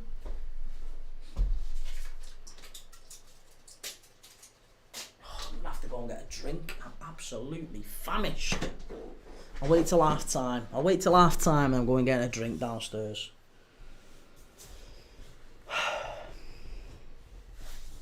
But I agree. Razine, I think you like Ronaldo more than Messi. No, I don't like Ronaldo more than Messi. I just think that Ronaldo gets... It's kind of disputed that Messi... Not disputed, but some people will insist that Messi is absolutely by far the best. I don't think it's throwing shade on players to say it's really, really tight, actually. They were both really, really good. And the difference is a fraction of a percent between them. Some people think it's Ronaldo, some people think it's Messi. The idea that some people are like, mate, it's well Messi. It's definitely Messi. Or, mate, don't be stupid, it's definitely Ronaldo. They're talking out their arse. There's nobody who can definitively say or will definitively argue, with success, I would add, that Messi or Ronaldo are clear of one another. They're not. It's the greatest sporting debate we've had of certainly of our generation, but just two unbelievable athletes who won everything, and there just isn't a lot to split them. I really like them.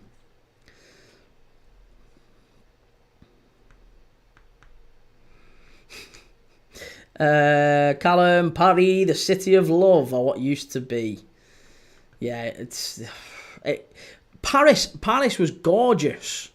I will always say that whenever I went to Paris. I've been to Paris 3 or 4 times. Whenever I went, you'd always spend the time looking up and around like that, because all the buildings are just like it's like artwork everywhere. Like the architecture around Paris is so good, so nice. All the buildings are just unbelievable. Lucas Lambert, Mendes or Kirkes? Definitely Mendes. Yeah, definitely Mendes. Kirkes is still very young, mate. He's still only 21. Daniel, I think the debate was settled after Messi won the World Cup. So would you argue then that if would you argue then that if Ronaldo was to win the World Cup next year with Portugal, that it would be back on again? See, I don't think team debate, team merits really all that. I don't think they make that much of a difference to it. I think they're two individual great players who've been thankful, they've been involved in some very, very good teams. But I don't think, for 1 second, I don't think that that it's settled, per se. To each their own, obviously, to each their own, whatever you think, whatever helps you sleep at night, but no, not for me. Not for me.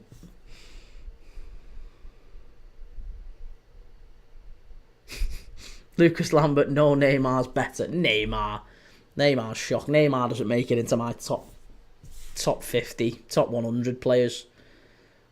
Honestly, not even top 100. Daniel, Eder won the Euros for Portugal. Ronaldo hasn't got it in him to win a major international tournament. What do you mean Eder won the Euros for Portugal? What? Because he scored the winning goal. It's like a full tournament. How are you saying that he won the tournament for him? Eder couldn't get in the Swansea side. Nick Nat, Messi for me, but both legends in their own right. And again, that's fine. Yeah, I am whatever, each to their own. But I just think it's a lot closer than many would give Ronaldo credit for. And also because maybe Ronaldo is a deplorable human being, some would argue. Again, I don't know him personally, I don't know, but many would argue that Ronaldo is a deplorable human being, and therefore Messi wins from a human point of view as well.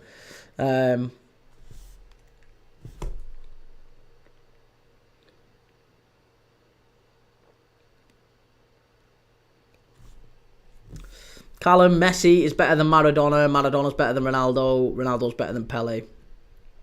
See, Maradona, I just caught the tail end of, but Maradona was an unbelievable player.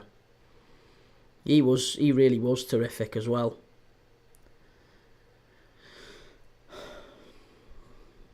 And again, there's now, this is the thing, we're now seeing people who grew up seeing how great Messi and Ronaldo were. They were all told by their dads that they're not as good as Maradona. They're not as good as Maradona. No chance. They're not as good as Maradona. And now you've got kids growing up now who are telling you, are Yamal and Doué better than Messi and Ronaldo? Like, you see him come into this chat. Are Yamal and Doué better than Messi and Ronaldo? And you're like, no, of course they're not. They're nowhere near. They're not even close to him. He's 17 years of age. What are you talking about? As good as Messi and Ronaldo? Are you talking about? Seriously? So sometimes it's just of an age, isn't it? Sometimes players are just of an age, and that's just what happens. And the people who grow up now watching Yamal and Doué in 20 years, 30 years' time, it'll all change again. There'll be some other new kid on the block who their argument was never as good as Yamal. Finner's salary's better. Nick Nack will probably never see the likes of those two again. That's true. Yeah, completely agree. Lucas Lambert, Ballon d'Ors. What about Ballon d'Ors? The thing with Ballon d'Ors are no measure of a footballer. I don't think Ballon d'Ors make any difference. They don't make any difference. They're heavily PR, marketed, and heavily politically influenced and all that. I don't think it makes any difference whether a player has got a Ballon d'Or or not. In the same way that I don't really think it matters whether or not a player has won a Champions League or won a Premier League or not won one of those things as it may be. I don't think it makes any difference to whether or not they were one of the best or the best of their generation. Callum Doué and Yamal and Mbappe is better than both. See, this is the thing. Opinions are like arseholes, aren't they? Everyone's got one. Finnish, Yamal is better at 17 than Messi was. No, he isn't, Matty. No, he isn't. He isn't. He just isn't. I don't care what anyone says. He just isn't. Again, this is the stat noobs thing coming out. I'm not saying you particularly, Matty, by the way, but people throw out that stat about this is what Messi and Ronaldo got at 17. This is what Yamal's got at 17. It doesn't make any difference. None at all. Lucas Lambert. Mbappe is just fast. Reece Saka is better than Ronaldinho and Pele, to be honest. To chill out with that. Callum, I scored 5,000 goals in my backyard. I'm better than them all. Is right. I think when Ronaldo and Messi are both retired, they both pick a squad of 20 players they've played with, their managers, and play a charity match. That'd be quite cool, wouldn't it? Lucas Lambert, Rio and Gamoa. Yeah, exactly. Maybe that's the player we're looking at next, Rio and Gamoa.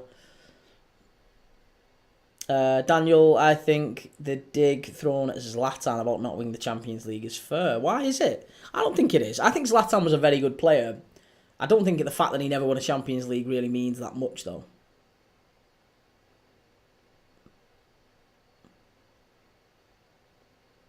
Again, it's a team game, isn't it? Michael, you put a comment on. I saw your comment, Michael, but I haven't seen. Oh, it's there. Kieran, are you happy with what you've seen from Wirtz over the two internationals? Do you still think he's a good fit for Liverpool? And the same with Frimpong yesterday evening for the Dutch team. Yes, Michael. So I saw Frimpong. We watched that live. Finland against the Netherlands. I thought Frimpong was very, very good. Yeah, I was pleased to see that. He created a couple of chances. I think he should have scored one, actually. He missed a... I don't think it was a sitter, but it was a good save from Lukas Radecki, the Finnish goalkeeper. It was a very, very good save, and Frimpong did very well. So I thought Frimpong was good. Wirtz, I think he was really, really good in the game against Portugal. The third place playoff today, he hits the post. And I thought he was quite dangerous for Germany in a lot of the game, but some of the game he kind of lost his way. And part of that, I think, is because he was linking up with Niklas Füllkrug. And later in the game, Dennis Undav, and neither of them are particularly quick-witted or light on their feet. Nick Nack, it's Ronaldo's arrogance that's helped make him the player he is. And do you know what? I also think that for players to become the players they are, or the players they're meant to be, you have to be a bit of a maniac as well. Like, for Messi and Ronaldo to reach that level, They have to be so obsessed with winning that any failure at all is like heartbreak to them. Any failure at all. And that's why none of us make it. Because oftentimes, like, if you raise your kid, if your mum and dad if you raise a kid and you tell your kid, listen, as long as you try your hardest, and you finish second or third, it doesn't matter where you finish, as long as you tried your hardest and you have fun, that's okay. That's the main thing. You don't get a Messi or Ronaldo kid with raising him like that. You get a Messi and Ronaldo kid by saying to him, why have you finished second again? Get out there and get in the garden and go and practice again. Go and practice a bit more. Just like, you're raising an absolute maniac. And they have to be so obsessed with winning and so obsessed with failure as well, for them to become this winning machine. Nick Nack, we won't know for 20 years if Yamal is at their level. Probably fair to say. Reese, I won the World Cup on FIFA on world class. I'm better than Ronaldo and Messi. Here's Yamal now. He gets it out wide. It's going to be back to Lamine Yamal. Too easy that. Portugal get it away. Really easy. Ben didn't Frimpong play right of the front three? Well, he kind of played a bit of everywhere, to be honest. They rotated a lot because, if I'm dead honest, Finland, they were shocking, Finland, and it just ended up being attack v defence for most of the game. So Frimpong ended up on the right, he ended up on the left. Sometimes Dumfries went ahead of him and he dropped back to right back. It was... that's going to be a yellow card, ref. No yellow. That was a tough tackle, that, from Ayazabal. Frimpong was a bit of all... He was all over the place last night, but he played well. He was down the left-hand side and created a lovely chance for Dumfries. And then he popped up on the right-hand side and had a header in the box. He was the furthest player forward, so he's kind of played a bit of everywhere last night. Finners, you seen Brighton have agreed a deal to sign a striker. Can't remember his name. Does that mean Pedro goes to Newcastle and then Isak leaves? Yeah, I think there's a chance. Of that, Finners. If João Pedro goes to Newcastle, which does seem to be the move that's happening, there's a lot of news, a lot of rumours that Liverpool are still looking at Isak and they still consider Isak in play, right? Still a viable target that we've got in Isak's head. That he is very much interested in leaving Newcastle if a deal can be agreed. Now, whether or not a deal can be agreed is another matter, but the fact that Newcastle, I just suspect, maybe Newcastle have said, look, we're willing to let you go, but we've got to get our business done first, right? Let's agree a deal with Liverpool now on the quiet, and then we'll go and do our business first, get all our players in, so all the fans are all excited and happy, and then we let you go. Oh, it's 2! Is he on? It's Oyarzabal, it's 2-1, there you go, get in there, 2-1 Spain. Bernardo Silva's having a whinge, what a surprise, he's always whinging, that rat. But there you go, Portugal 1, Spain 2, Oyarzabal with a lovely finish. Lovely finish. A little pass to the inside and he runs off the shoulder of the defender and just across the keeper, little dink. Oh, it's a lovely goal. Just knocks it. I think he knocks it under the keeper. Is it like a nutmeg? I think it's a nutmeg. Cristiano Ronaldo is having a go at the ref. He's saying, come on, what's going on, ref? This ain't good enough. Let's just see. What's the claim here? You're not getting a foul for that. Get up. Bernardo Silva crying over nothing. Pedri drives forward. He's onside. He's miles onside. Oyarzabal, he runs off the shoulder of... Is it Neto? Who is it? Who's back there? Who's defending? Who is it? Who is that? Oh, it's Inacio. He runs off the shoulder of Inacio. I think Inacio's got to do better. That's why Liverpool aren't going to sign you, Sunshine. You can stay at Sporting Lisbon. That's why we're not going to sign you. Inacio, he switched off. He didn't know where Oyarzabal was. And it's been given. It's Portugal 1, Spain 2. Bang on half-time. We got a goal bang on half-time in the third place playoff today. And it turned out to be decisive, didn't it? Mbappe got the goal for France to put them ahead against Germany, and that is what basically changed the game. We know how hard it is for managers. Managers having to go in at half-time, having planned. Roberto Martinez would have planned a whole strategy. It's 60 seconds to the half-time whistle, and he'll have planned a whole strategy for what to say to his players. Guys, you're doing really well. It's 1-1. We're doing all right. We've got them in these areas. We need to do better in these areas. But you know what? It's okay. This is the plan for the second half. All of a sudden, bang, that's changed. It's now 2-1. He's got to do a completely different plan. And he's only got 60 seconds to think of it. Roberto Martinez is in the mud here. And if he's not careful, it could be 3. Oh, that's going to be a foul. It's going to be a foul to Spain. Oyarzabal's been kicked off the ball, I think, by Bernardo Silva. Razine, Pedri assist. Let's go. Vamos. Snicknack, keeper should have stayed on his line. Callum Bernardo Silva, absolute melon. Chimey, how is Oyarzabal still playing for Sociedad? Yeah, he's been a good player for Sociedad, hasn't he? There's a few Sociedad players. Zubamendi, Kubo, Oyarzabal. There's a few, isn't there, over the years who've been good, but they finished 12th this season. I just don't really know what happens to them now. Lucas Lambert Ronaldo with the ref again. Like you said, he's the most competitive player ever. Just can't lose. He can't lose. Dave Whittaker, Dawn Whittaker. Sorry, Dawn. Dave. Dawn Whittaker. Decent finish, that. I apologise. Inacio could be Real Madrid's secret signing. Knick-knack. Yazabal really scores more than 10 a season. He's like the Spanish Welbeck. It's not bad though, is it? There's still plenty of teams that'd like a Welbeck. Underrated player, Danny Welbs. Right. Portugal 1, Spain 2. I think for me, my 3-1 is still very much on. I called that before kick-off. I said Portugal 1, Spain 3, and I am sticking with that. Dawn, I hate Bruno Fernandes. Well, I can't say that anymore. Because basically that is what got me banned on TikTok, saying I hate Man United fans. So there you go. Lucas Lambert. Messi didn't do ankle weights, did he?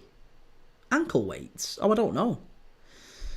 Finney, you did. Yes, Finney, you said 3-1 as well, didn't you? Yeah, you said, you finished, you said 3-1. Spain are just too good for them. It's a great goal, that. Razine, Lamine will show up in the next half. Remember, into second leg, y'all. Dawn, daily reminder that Huddersfield have more league titles than Tottenham. Keep it coming. Keep it coming. Right. Well, listen, we'll do a quick Ben Akey, not get Corin in anymore. She still pops in occasionally, but very, very occasionally. I don't know why. I don't know if I might have done something to upset her. I don't know. But she does still come in occasionally, yeah. Only on TikTok, really. I don't think she's come in on YouTube for a while. But yeah, I don't know. Quite a few from the early days have kind of started and then fell away. So it's one of them things. Daily reminder: Huddersfield have more league titles than Tottenham for yesterday. Well, you keep coming. We're not here for tomorrow anyway. We're not here for tomorrow and Tuesday. So tomorrow and Tuesday is the first 2 days. It's the first 2 days in well over 2 months. 2 months since we've missed a day without any football. So bad stuff. Right.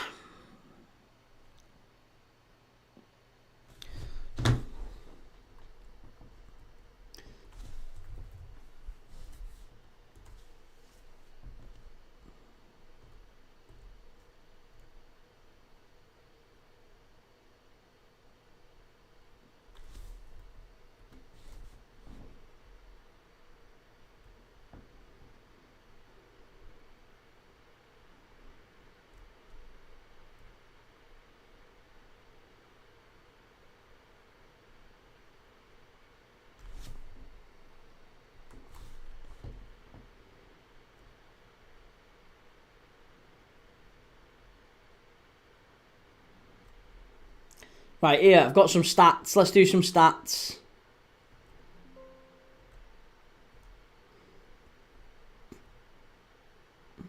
Callum, Robert Lewandowski will not play for Poland. What do you mean? Is he retired? Is he retired? No, I don't believe that. He's not, has he?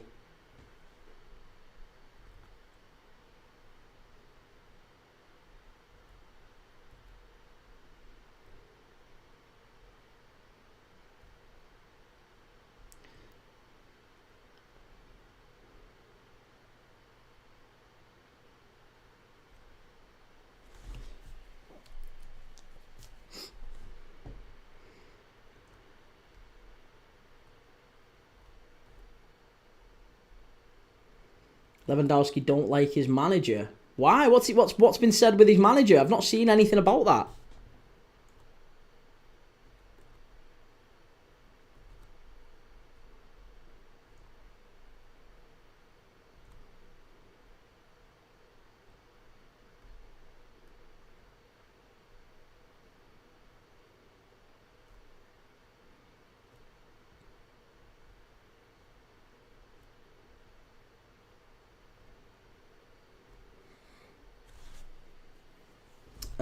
Right, okay. I'm going to go and make a drink. Dawn, Kenya versus Chad kicked off yesterday, and it's currently 90 plus 1,611. Behave yourself. No, it's not. Is it actually? No, it's not.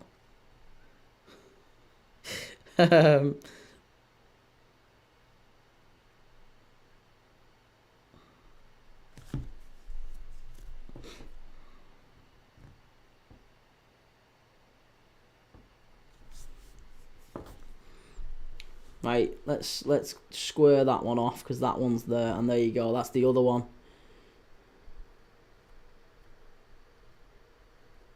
Oh, I've uploaded the same one twice. What an absolute noob. What an absolute Fruit Loop. That's not the one I wanted. I wanted this one, which is...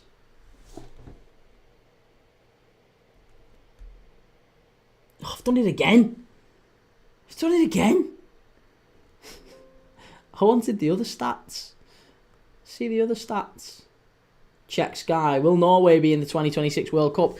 Up to this point, yeah, I think they probably will. They got a very good result against Italy, obviously, last night. Italy have sacked Luciano Spalletti as a result as well. So, yeah, peculiar night, really. But I think Norway will be at the World Cup. Right. No, I'm sorry. That is ridiculous. It's the same one again.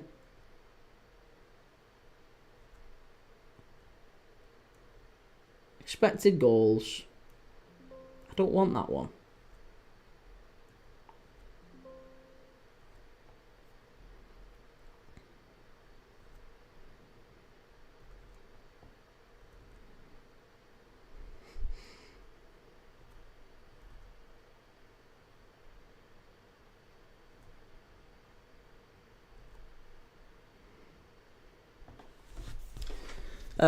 Dawn, love watching a small streamer just talking about football. Well, yeah, listen. If you're not careful, I might not be such a small streamer for very long if I keep eating all this. I've got a Freddo before, so I might not be all that small. Charmy, will Norway be... Nick Nack, they're criticising Spain's defending when Portugal have an XG of 0.12. It's been one-way traffic. Yeah, and the goal that Portugal scored as well was a worldie as well, wasn't it? It was absolutely brilliant.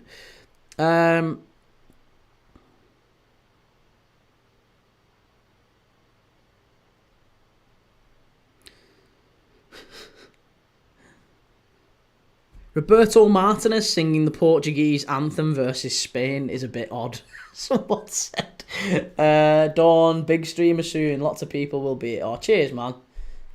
I'm saying Dawn. I know you're not. I know you're not Dawn. Isn't it someone else's account that you're using? I know you're not actually Dawn. Because you're from TikTok, aren't you? But listen, I know you support Huddersfield as well. So, up the Terriers and all that sort of thing. So, thank you very much for that comment. Small at the moment, but getting bigger. Absolutely litigation. We are. Not me. We. Knick-knack. Same it all. Chimey. Let's have a look. I like the little channels. My mum's. Yeah, it is your mum's. Sorry. I remember you saying that. Yeah, I'm curious to see. I mean, it might just be paper talk, but Florentino Perez getting a secret deal in. That does make a lot of.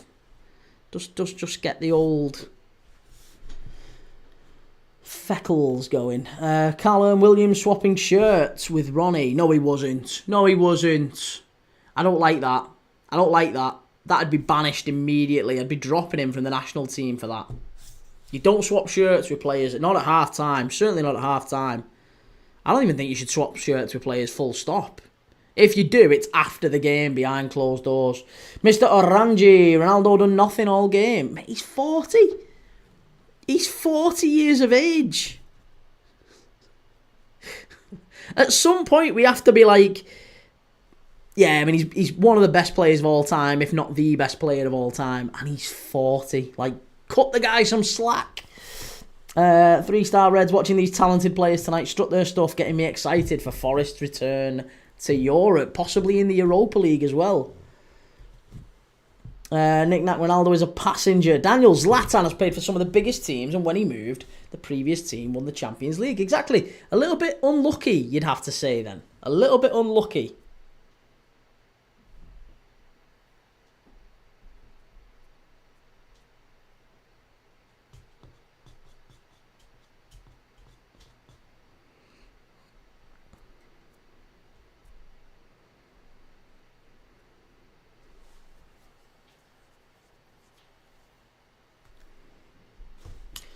Mr. Orangi, bring Figo back on. Yeah, we could do with some get Nuno. What was his name? What's his name up front? Nuno Gomez. Do you remember Nuno Gomez and Rui Costa? Some great players for Portugal. Lucas Lambert Mendes is 22. Dawn, where are you from? Liverpool. No, I'm not from Liverpool. I am from, well, I guess just outside Liverpool. I was born about 15 minutes from Anfield. And I grew up in a place called St Helens. But I've bounced around a little bit. I've worked in Liverpool for a long time. I've worked in Manchester for a few years. Lived in Warrington, lived in Widnes. Worked just kind of around a little bit. So I've bounced around the northwest of England. But I was born about 20 minutes from Anfield. And my dad supported Liverpool for 40, 50 years. Knick-knack, weird that Martinez doesn't just drop him. Shows who's calling the shots. That's very true. Yeah, very, very true. Razine, what's your call on the Lewandowski situation? I'd say he's got to play World Cup if they qualify. Let me have a look and see. I don't know what the situation is. Someone's just mentioned it. I don't really know what's going on with him. Lewandowski fires back after polling squad decision. Let me have a look. What's he said? Right, so Barcelona star Robert Lewandowski has hit back at the critics following a bold post-season decision not to join up with Poland. The veteran striker opted against linking up with Michael Probiers for the June international camp on the back of a demanding season. He made the call in consultation with Probiers, but the 36-year-old has faced some negativity over the decision. Poland secured a 2-0 friendly win over Moldova in his absence, in a game that he would likely have missed, but he will sit out a 2026 FIFA World Cup qualifying trip to Finland on June the 10th. As part of an early start to qualification for next summer's tournament, Poland won 2 qualifiers in March, with Lewandowski netting the winner at home to Lithuania. Why is Lewandowski missing for Poland?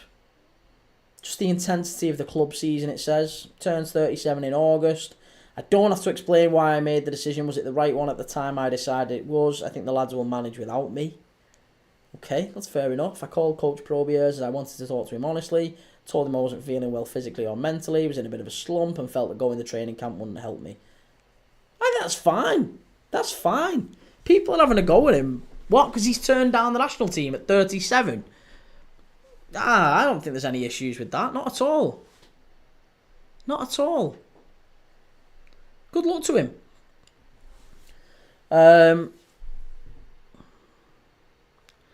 Dawn, glad you chose footy over the old ruggers. Yeah, no, rugby. I keep up with the rugby. If you're from a town like St Helens, you have to keep up with rugby. But I don't really, I don't really follow it as much. Lucas, did you not say you was getting a drink at half time? I did. Go on, I'll go and get a drink very, very quickly. I'll go and get a drink. Orangey, good let Netherlands top the group. Up, Frimpong all the way. Yes. Right, give me 2 secs. I'll be back.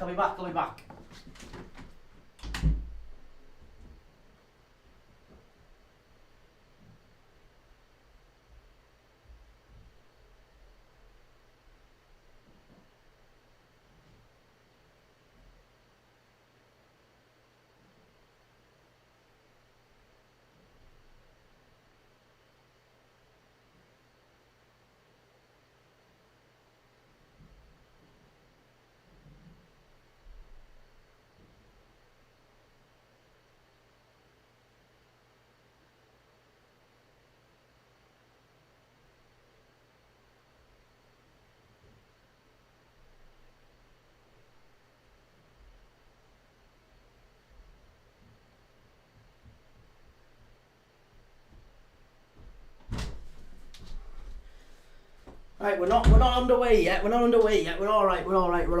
I've not missed anything. We're okay. I made it back.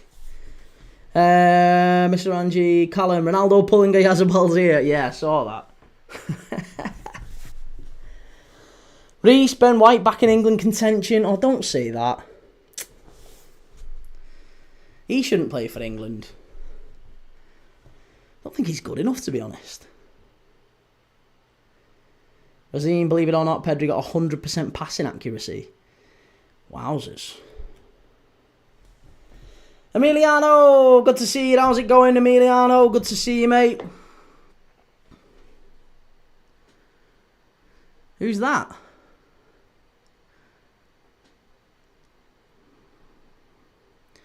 Finners, would you take John Stones to the World Cup if he is fit? No, I wouldn't. I think you've got to look at the next generation of centre-backs now. I think John Stones has had his time. Good centre-back, but I wouldn't be taking him. No, I think, as Nick Knack says there, I'd be happy with Gay and Branthwaite. I think Gay, Branthwaite, Kwanzaa. There's quite a few centre-backs at England at the moment that could do a very, very decent job. So no, I'm not overly bothered. Konza's still a talented centre back. There's a lot of good young under 21s coming through as well. Obviously, we're going to be watching the England under 21 Championship as well.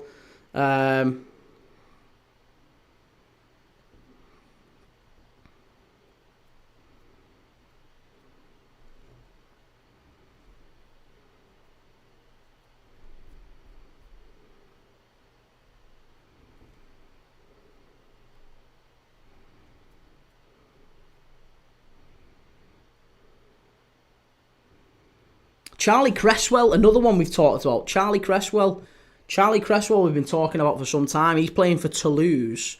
And Toulouse had, I think, after PSG, I think Toulouse had maybe the second or third best defensive record in Ligue 1 last season. Up to a point anyway. It might maybe they tailed off in the last few games.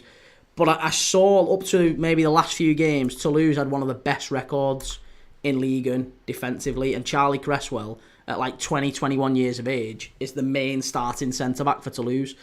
We're off here, second half. Portugal 1, Spain 2. Spain knocking it around at the back. Portugal trying to press very, very high, but Spain pass out and they get it away to Nico Williams on this left-hand side. Here's Pedri. He's a wonderful... He's a joy to watch, Pedri. He is a joy to watch. Finners, I want Tomori in the World Cup in the squad for our World Cup qualifiers in September. Yeah, I'm not sold on Tomori. I'd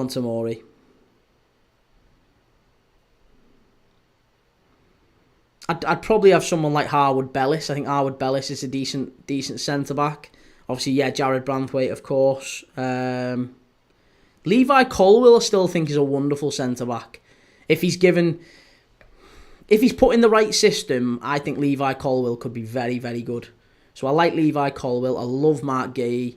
Not 100% on Tomori. Branthwaite, I think, is a good centre-back. And that's enough for me, to be honest. Just them. Branthwaite, Gay, and yeah, we have got players. We have got players who can step up.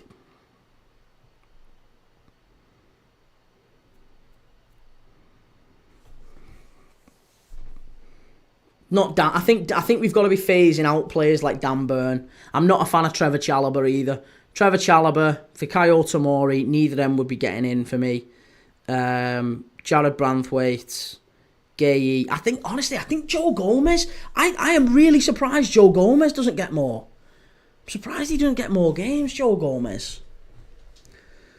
Knick-knack is our problem is that we have too many centre-backs to choose from. Litigation, come on Portugal. Emiliano, do you also watch games in the Oceanian Champions League? I haven't. I wouldn't be averse to it. When is the Ocean? I don't even know when it is or who's in it. I am very, very ignorant to the joys of the Oceanian Champions League, but I'm certainly open to it. Oceania Champions League, OFC. When is it? When is it starting? It's happened. It's done. It's finished. It's kaput. So it's going to be next year, isn't it? Is it next year, the next one? Yeah, 2026. It's going to be April next year. Ah, Portugal! Bruno Fernandes, has he scored? It's been ruled out. Get in. We can't be having that rat score. Yes, love. Yes. I like her. He's miles off. He's about 14 yards offside. Easy. Yes. Wonderful lines lady officiating. Love that. Get in. Chalobah's quality never fails to impress me when I see him play. Flag is up to typical, completely wrong for the keeper. I know, I thought that. Unai Simon and Diogo Costa tonight, I was keen to see how they would do.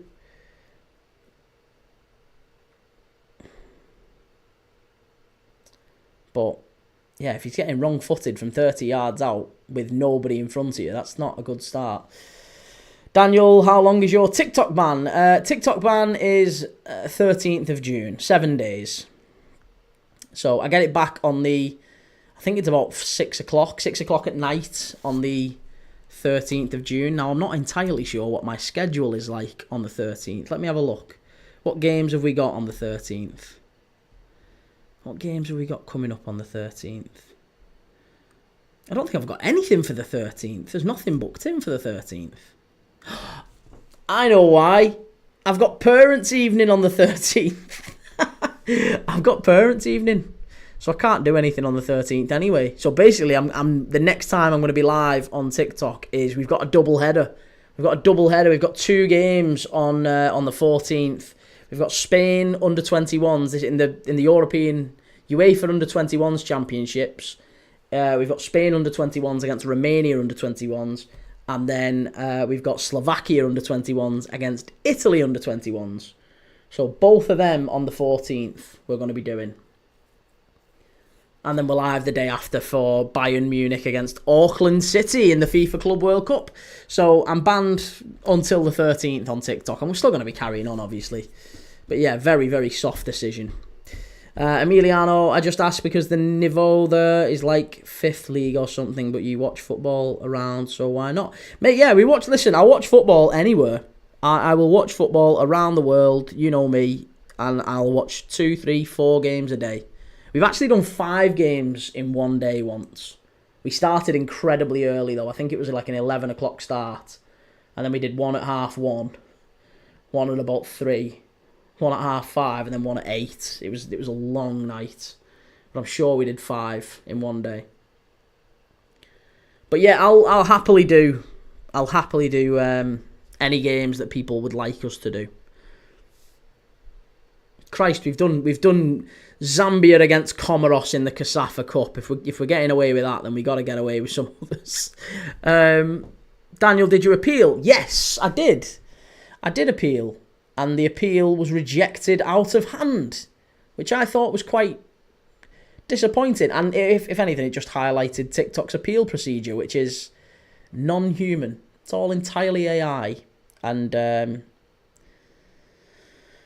little bit pathetic, if I'm honest with you. The fact that you can't say Man United, and I was, I was doing it with a smile on my face. It wasn't hate speech.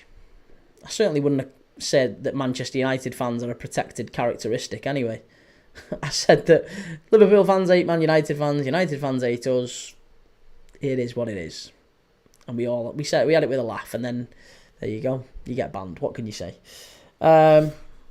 Oh, it has, Tony. Yes, good spot. Sorry, it has stopped working. There you go. Let's get it back up to date. There you go. We're back on course with everything. Thank you, Tony. Nick Nat Byrne will do a job against the shit teams with anyone decent, and he's a liability. I think Byrne is all right as a squad player for now, I think.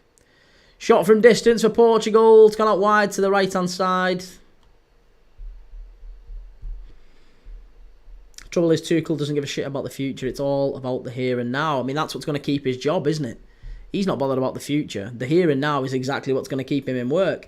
Emiliano score at the Bayern v Auckland will be 13-0. Well, that'll be a good game, won't it? We'll watch it and we'll see how many goals we get. But yeah, that's what we're going to watch on that one. Nick Nack, no hate allowed. You'll have to just be sarcastic next time. I'll just have to smile.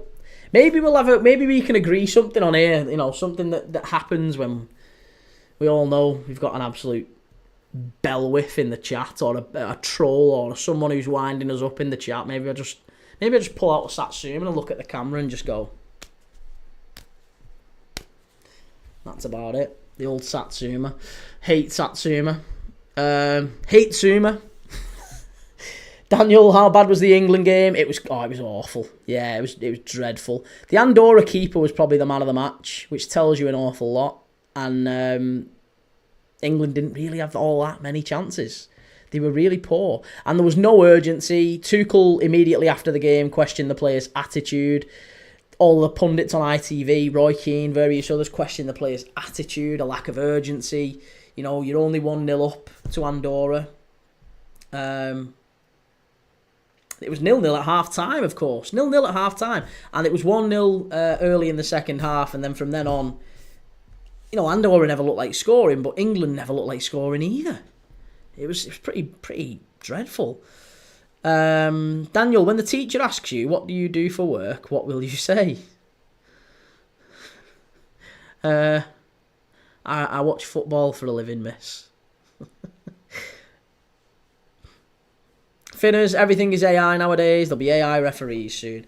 Well, all I wanted to do was speak to a person and kind of plead my case and just be like, listen, I didn't do anything wrong. There's nothing wrong. You know, I didn't say it hatefully. I'm not a hateful person. I've not got a hateful bone in my body. I'm live and let live, I say. All love. Oh, Spain on the counter-attack here. Forever. Finners Matty, everything is... Oh, we've done that one. Emiliano, what are your hobbies outside of watching and playing football? Do you know what, mate? I haven't got any. I honestly haven't got any. If I could play football every single day, I would play football every single day. Sadly, I'm too old and fat now. And all my mates who I used to play football with, they've all got families like I have. And like I said, I've said a few times, it becomes really hard to get a group of lads together. Just like, you know, spur of the moment. You could do it. You could do it not that long ago. You could do it when I was in my 20s. You could say to him, listen, lads, you fancy a game of footy? I've booked the pitch. I've booked the pitch for 7 o'clock tonight. Do you fancy coming out and we'll go and play a game of footy? Can't do that now. All my mates have got kids, so they're all bathing the kids and then putting the kids to bed and then reading them a bedtime story, and then, you know, and then they've got to help with the washing, help with the ironing, help with all that sort of stuff, and make tea, sit down and spend some time with the wife. Not that they have to do all those things, but they don't get a lot of time, so it's difficult to play footy. You can't just do it spur of the moment. So yeah, it's tough. But my hobbies outside of watching football, I haven't really got any.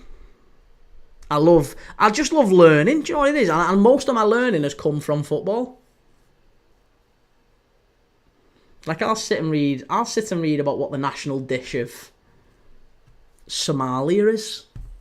I'll just stuff like that. I love watching YouTube travel vlogs what's the Welsh guy called? The Welsh guy who everyone says I look like. What's his name? Do you know what I mean? Liverpool fan. Simon someone. Him. I like watching him. Bald and Bankrupt is another one as well. I like watching Bald and Bankrupt.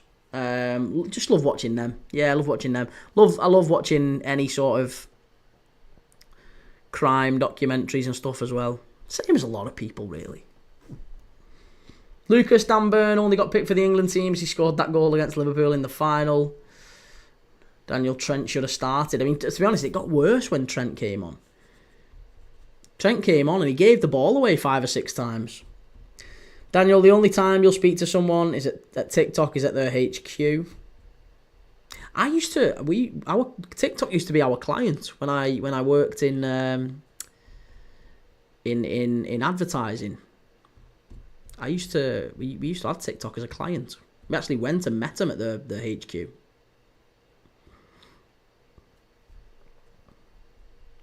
Nick Nack, there's people who'd be up for it. Football is good for learning about geography. Exactly. Yeah, exactly. Nick Nack, do you make any money on the side from betting? Not anywhere near as much as I should. I'm pretty bad at betting, to be honest, mate. I'm pretty bad at it. I'm not great at it. I tend to make the odd. Well, no, do you know what I don't? Whenever I do a bet, I usually put ACCAs on. So it's like £2, £3 here and there. Little accumulators. But I'm one of them stupid people who puts like a 20-fold on for £3 returns 14 grand. But I've won 2 or 3 of them. I've done all right with it. I've won 2 or 3 of them, and I've won like the most I ever won was about 11 grand, and I won 6 grand last year. And that's probably more than covered any losses over the years. But yeah, most of the time I'm down, so I don't do it all that much.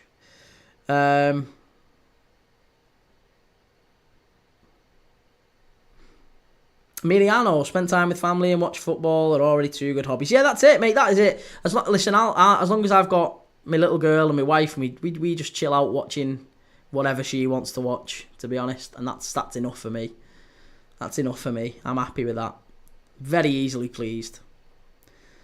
There's not much better in life. If you've got someone who'll go through it with you, and a little girl, little boy, makes life all worth living. Maybe if you're a bit young and you're watching this and you don't rush into that, enjoy life before you get to that. But when you get that, definitely worth it. Trust me.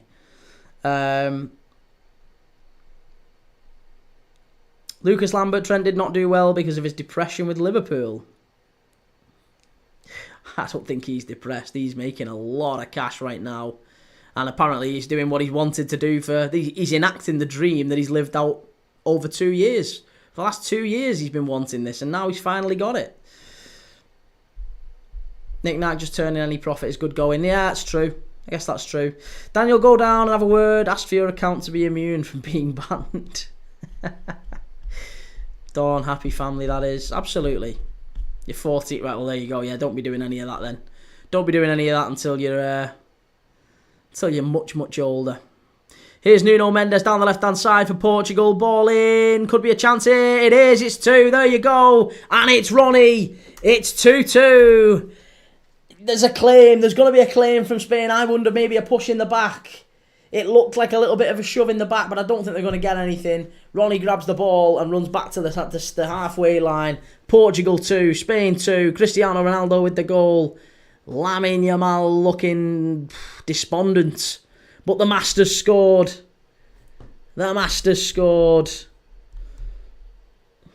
Daniel, are bet winnings taxed? No. No, I don't think so. Nuno Mendes with the ball in. It got a big deflection.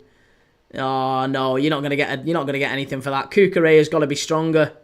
Cucurella's had an absolute shocker there. He's had an absolute shocker. He's lost the ball in the air. He's been all over the place. Ronaldo's just stuck a foot out. It's too easy. Far too easy. And I've got to be honest, I also think that Unai Simon should come out and claim that one. But we're back level. All of a sudden again, we're back level. 2-2.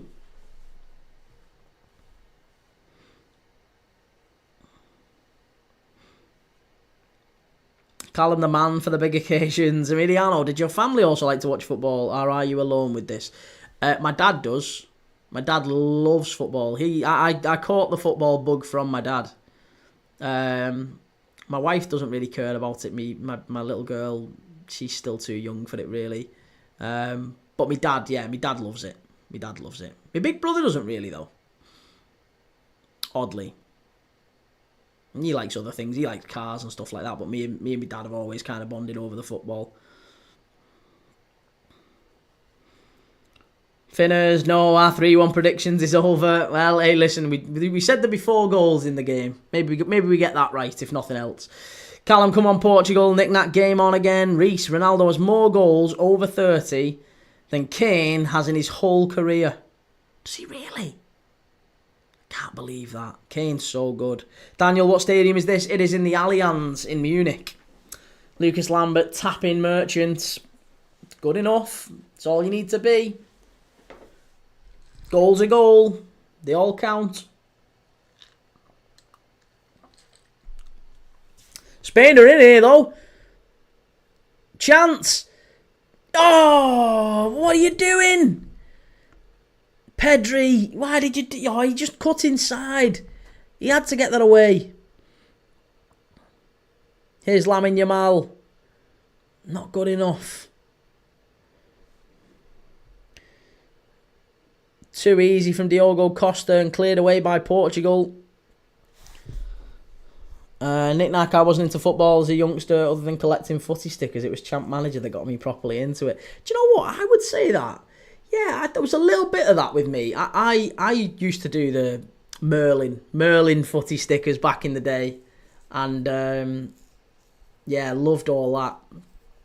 And then Champman 95, 96 was the one. And if you remember, if you were old, you probably are, I don't know, Knick-knack, but Championship Manager back in the day wasn't all... You couldn't play the other leagues. So 95, Champ Manager 95, 96, you could only play the Premier League and the English divisions, but you could buy from like Betis. Like you could buy Denilson from Betis, couldn't you? You could always buy Betis, or you could buy not Betis. You could always buy anyone. You could buy anyone from other leagues, but you couldn't actually manage in the other leagues. And then they brought out a separate game, didn't they? They brought out a separate game, which was Championship Manager 95, 96, European leagues. And then you could manage Bayern, Fiorentina, Real Madrid, all them. Yeah, so that was such a cool game. I loved it then. Saying that might have been what sparked the old epilepsy, the old flashing goal, Liverpool. Callum, brilliant by Mendes. Finners, get your dad on a stream one day. I think my dad would quite like being on a stream. He might be watching this, to be honest. He said he was watching the earlier one, Germany against France. He watched that one before, so he might be watching this, to be honest. Love you, Dad, if you are. Dawn, Dad's team, Huddersfield, Granddad's team, Huddersfield, Uncle's team, Huddersfield, my team, Huddersfield. Like it. There you go. It runs in the family. Knick-knack, I remember playing the Italian leagues through in the 90s. Oh, in the 90s. Yeah, you could play the Italian leagues in later Champ Managers, but it was a completely separate game for 95, 96. You had to buy a different game to get it. Daniel, I spent £130 to complete a season of match attacks. Oh, God. Oh, unlucky. Portugal are pressing. Portugal are pressing here. They're getting a lot of chances in this second half. Yeah, I was going to say, them stickers can be addictive when you're younger. I don't know how much we spent. Lucas Lambert, what do you think Yamal would be thinking about right now with the Ronaldo speech, what he has said about him? I've not seen what he said about him. I think, as Ronaldo said, just give him time, just let him develop sort of thing. Like, shut up about him, basically. Like, yeah, like, don't stop hyping the kid up and just let him go at his own pace. Reece Kane scored 389 goals in his career. Ronaldo scored 463 after 30. Wow. There you go. Says an awful lot. Top player. Jake, what about this? Trafford, Hall, Botman, Tino, Tonali, Bruno, Gordon, Pedro, Elanga and Isak front three. 4-2-3-1 tonight. Title chase, we're winning the lot. Knick-knack, but you're right, separate game until about 98. I think it was, yeah, 98. Started getting a bit interesting about 98, 99, but yeah, 95, 96 was the first champ manager that I played. And I remember the first FIFA I played was FIFA 97 with David Ginola on the front. I think I might have played earlier games than that, but that was the first one I remember like owning. Before then, it was Sensible Soccer. If anyone remembers Sensible Soccer and what's the other one called? Striker. Sensible Soccer and Striker. They were proper games then.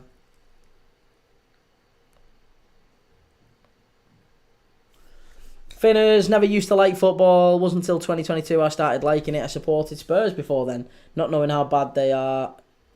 Because my dad does, I support Liverpool now. Hey, listen, I think you should always stick with the team you start out with, mate. But no problem, you supported Liverpool with me. Reece, 938 career goals is actually insane. Knick-knack was always Pro Evo for me. Yeah, Sensible Soccer, that was the dog's ball. Kickoff! Yeah, I forgot about Kickoff. Kickoff. Sensible Soccer, though. Remember Sensible Soccer? They used to have like names of like the teams were like, it was like Fish FC, wasn't it? And it was Fish FC, and you'd have the striker up front would be like Talbot or Haddock. You know what I mean? Like Cod at right back, and it was always, all the names were all like that. Chimey, This Is Football. This Is Football is the first game where you could actually dive. Do you remember that? And they had the jumpers for goalposts mini game. But I always remember, you could dive in This Is Football. They introduced the ability to dive. That was it. Here you go, Daniel. I like This Is Football. You could dive in that one. Dawn, I want to play Red Card Soccer. Red Card was, again, ingenious, innovative. Loved Red Card. You could have was it the Dolphins? The idea behind Red Card, if you never played Red Card, if you weren't old enough to remember that one, I would encourage you to YouTube it. Basically, with Red Card, the idea of the game was to get...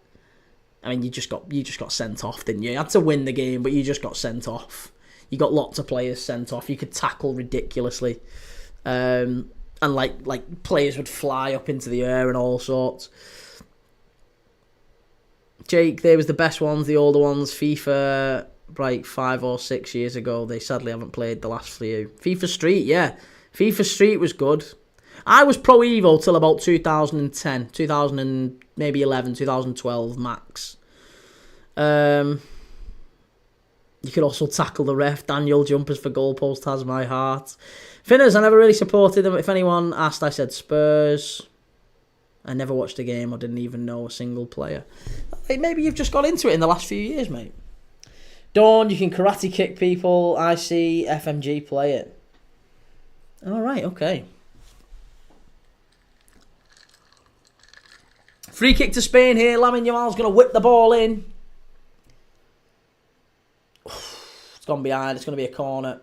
No, it's not. It's kept in by Mendes. And well controlled that by, I think it was by Bernardo Silva.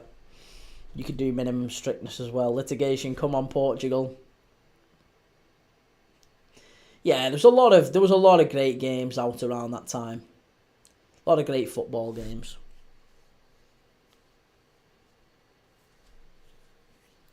Do you remember when they started releasing all them club football games all at the same time? That was a proper rip-off, that, wasn't it? Started releasing them. It was basically just the exact same game, but it had the club's badge on it. So it'd be like Liverpool FC, club football.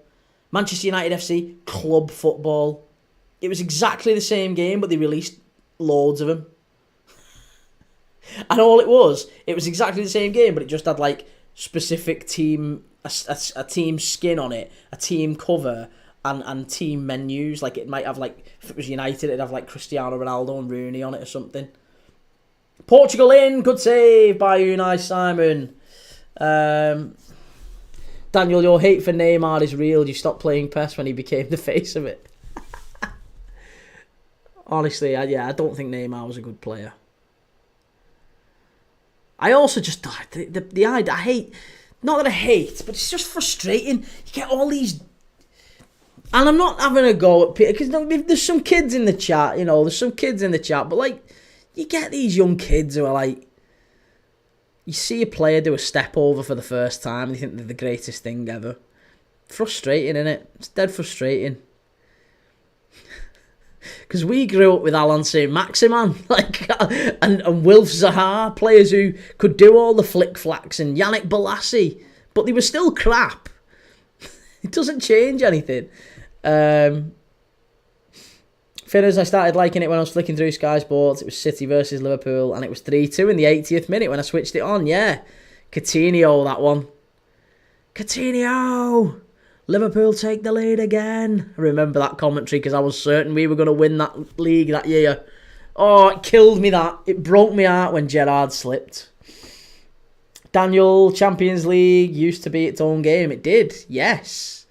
Yeah. That was prime Champions League. I loved that.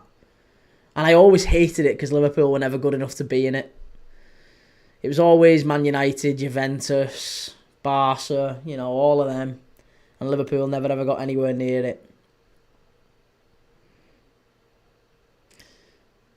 I just like to play tiki-taka, real life and FIFA. I don't play that kind of football. No bad thing. Here's Inacio coming off for... who's coming on?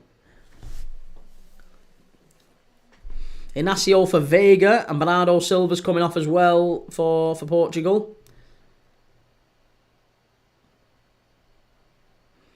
Come on, we really need Spain. We really, really need Spain here. I've got Spain to lift the trophy. So, Isco's come on for Pedri.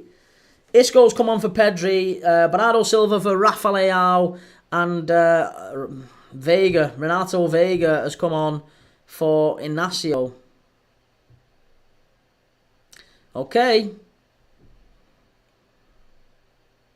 We've also had some other changes at half-time, by the way. I forgot to tell you. Semedo for João Neves and Ruben Neves for Francisco Conceição. So no Conceição.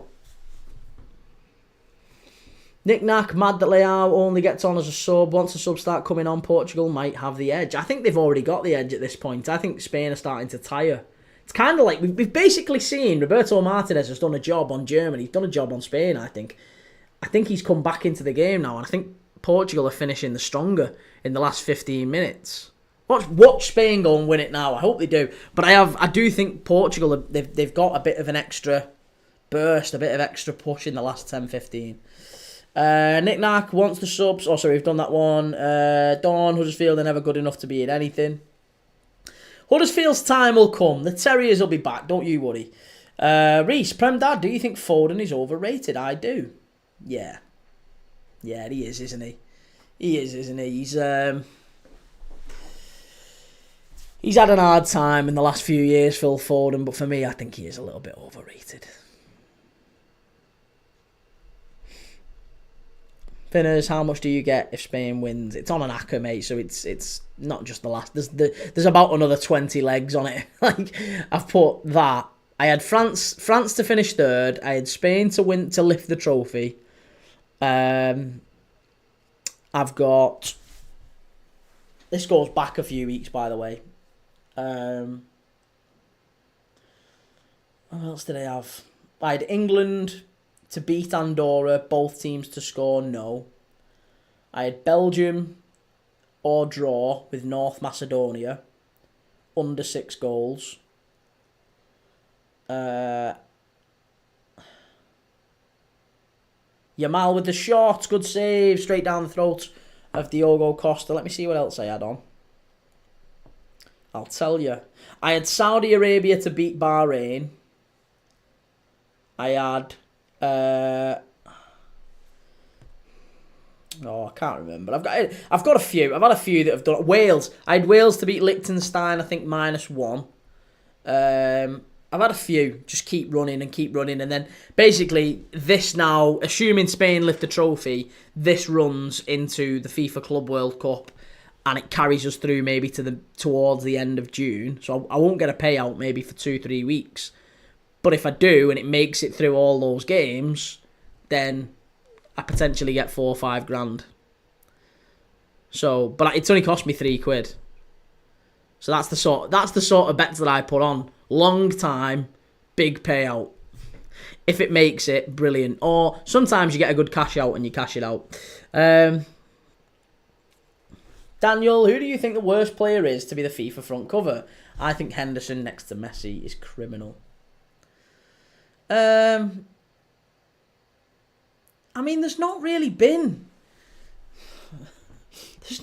many others worse than Henderson, but it feels really harsh. FIFA cover stars by year. Yeah, let's look at that by year then. We'll see. Every FIFA video game cover since inception. I mean, David Ginola at 1997. I think Jordan Henderson's better than David Ginola.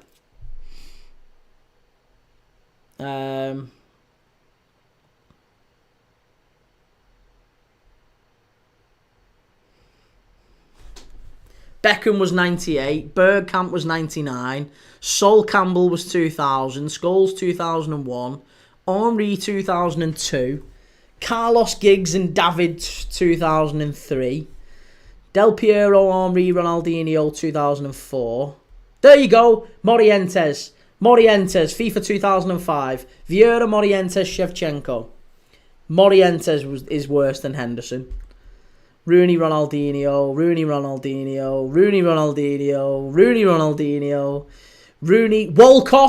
Walcott, Theo Walcott, there you go, FIFA 2010, Walcott, Rooney, Lampard, definitely Walcott, and then you had 11, Kaka, Rooney, Jack Wilshere, Rooney, Wilshere, FIFA 12, then Messi, Henderson, Messi, Royce, I think Michael Royce maybe you'll have.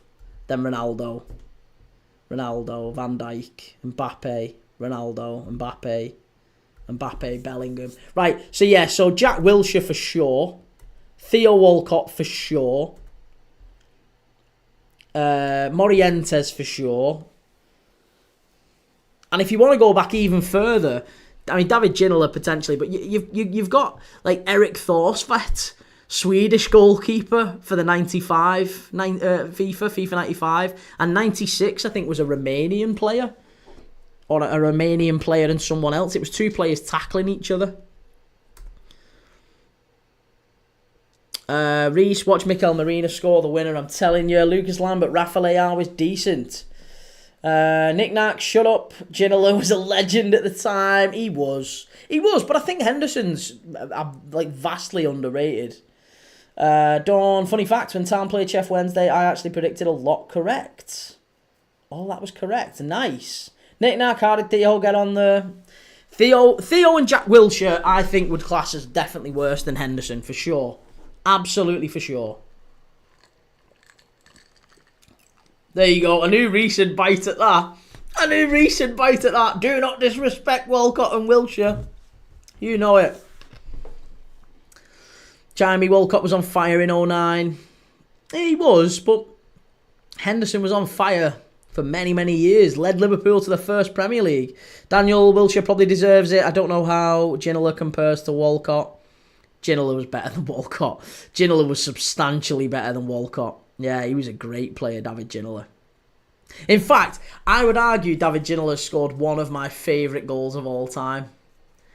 I can't remember who it was against, but there's a goal where he does this lovely little lob over a player at the edge of the area and then smashes it in a volley, and it bounces down off the crossbar like Yeboah. It's a properly wonderful goal.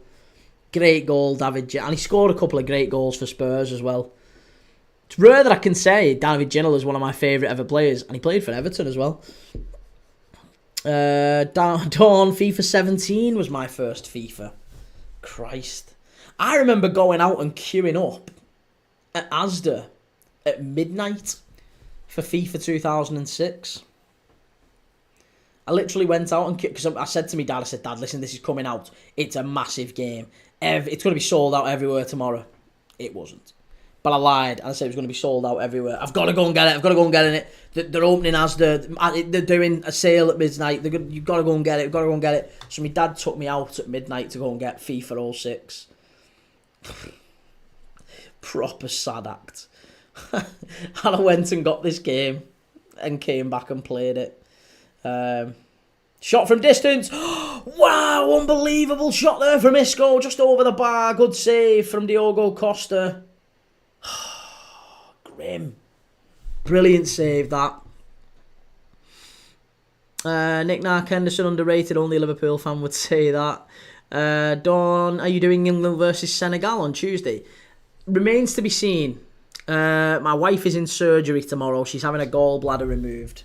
So it depends if she has to stay in overnight. That would be the first thing. If she has to stay in hospital, I'm going to have to look after our little girl and stuff for the times that I would be working. It's not that I don't look after my little girl normally, but like now, she's looking after my little girl. So if she's in hospital, I'm going to have to look after her. So not that I'm going to have to look after her. I want to look after her, of course I do. You know what I'm saying.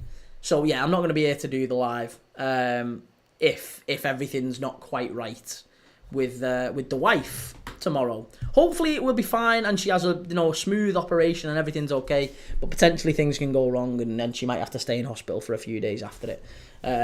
If that is the case, then I won't be doing any lives for a good couple of days. That's why I've scheduled nothing for Monday and Tuesday. If everything goes fine, I will be probably live on Tuesday for Senegal England. Yeah, that'll probably get. In fact, you'll see if you go on at some point on YouTube and you'll see on the schedule. You'll probably go on and see that a game has been added to the schedule. If that's happened, then the surgery went fine. If I'm not live at any point tomorrow or Tuesday, chances are she's staying in, and it's not such great news.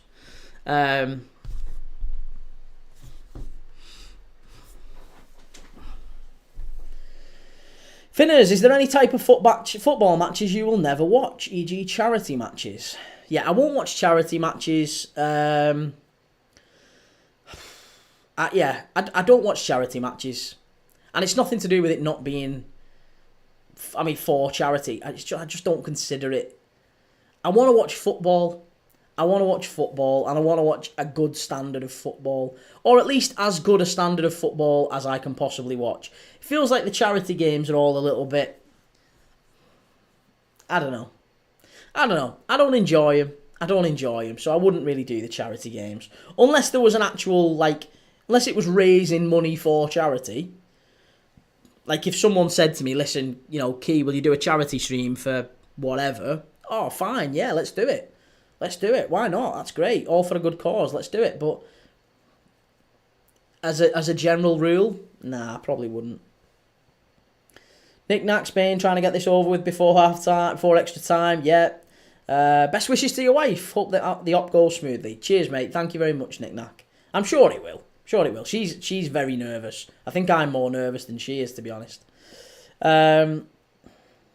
Don't take as much time as you need. Family is over live streams. Yep. Daniel, I'll pray for good health for you, your wife and child. Thank you, Daniel. That's very kind of you. Very, very kind of you. I pray all goes well, Kee. Thanks, Chimey. Appreciate that, man. Dawn, Sidemen Charity Match 2025 was the best ever match in my life. It was amazing. See, I don't even know who the Sidemen are. Honestly, I could bump into them in the street. I wouldn't know who they are, really. And that's no reflection on them. I'm sure they are super famous. It's more that I just don't follow them. I know KSI and Logan Paul or whatever, some of them. I think, are they part of the side? I don't know.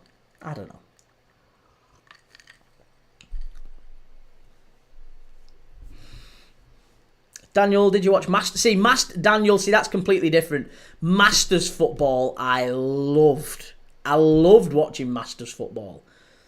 But now that all seems to be, it's kind of tainted. We've got this Ballers League. Have you seen this Ballers League? Ballers League just feels all, let's mix YouTubers with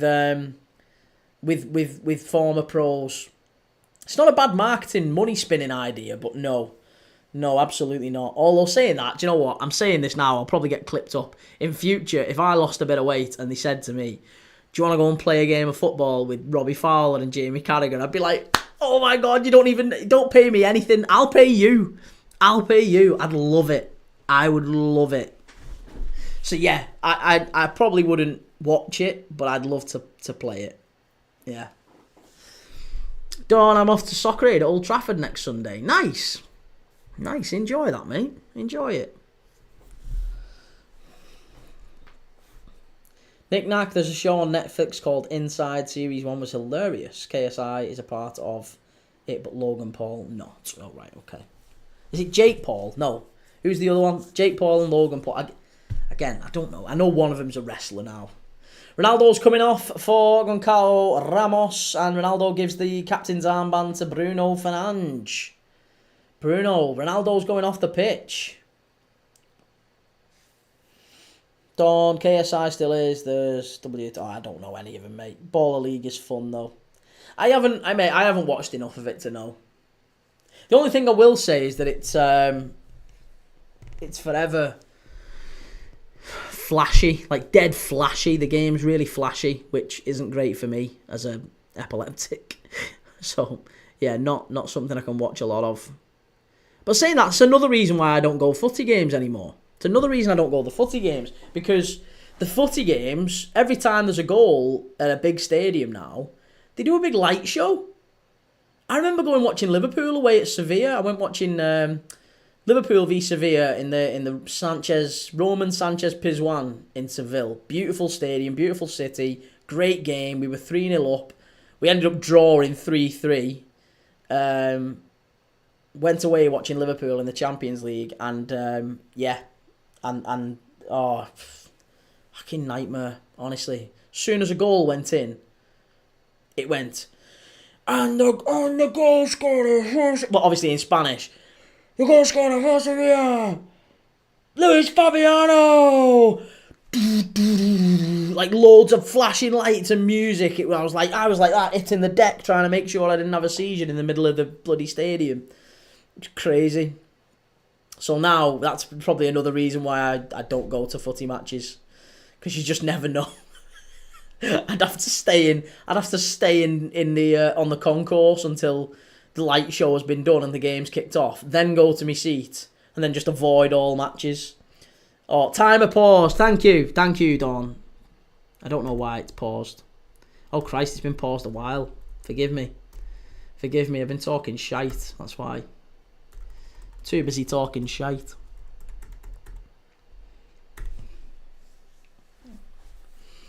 Nick Nack is like Big Brother with challenges and stuff. They can win 1 million, but they call the money in the tuck shop. Dawn, you're saying I've got focal. Oh, you got focal seizures, right? Okay. See, I've not. I've tonic clonic, so I'm. I fall down and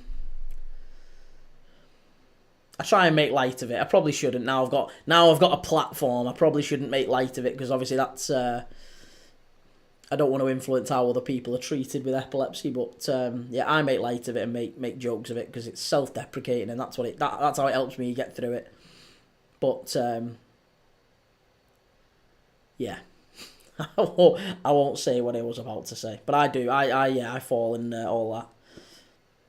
To be honest, mate, you don't have to feel bad. It only happens.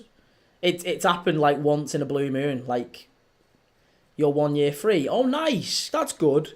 That's good. See, I'm a good few years free now. I'm a good few years free.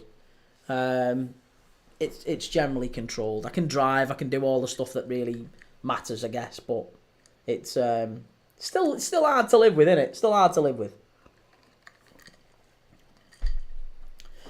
Knick-knack, 5k for a packet of crisps.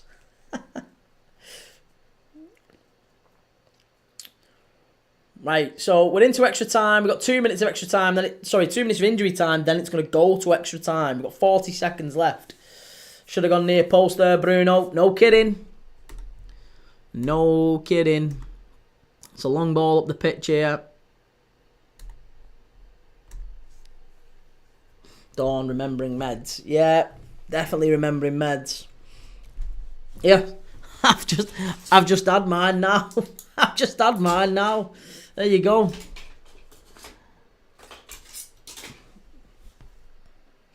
Daniel, can you drive at night? Yes, I can drive at night, but I choose not to drive, like, if I'm tired or if I'm... it's just things you take, like the things that can trigger you. Like, if you're tired... Like, for me, it's not even necessarily flashing lights, but it's just not very smart to drive maybe on a motorway, for example. Let's say I was to do a motorway drive. I would probably choose not to drive at midnight or when it's dark. In winter, for example, winter can sometimes be a bit of a nightmare driving on the motorway after 5, 6 o'clock, 'cause it's pitch black, isn't it, in winter? But there's stretches of motorway where there's no street lights.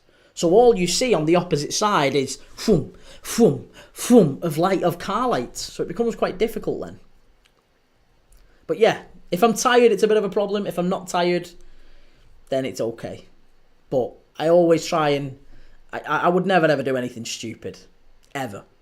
A lot of the time I'm driving with my little girl in the car. So if I felt funny in any way, shape or form, and you do get a warning. Again, I don't know if it's the same for you, Dawn, but it always has been for me. You do know. You do know when one's coming, typically.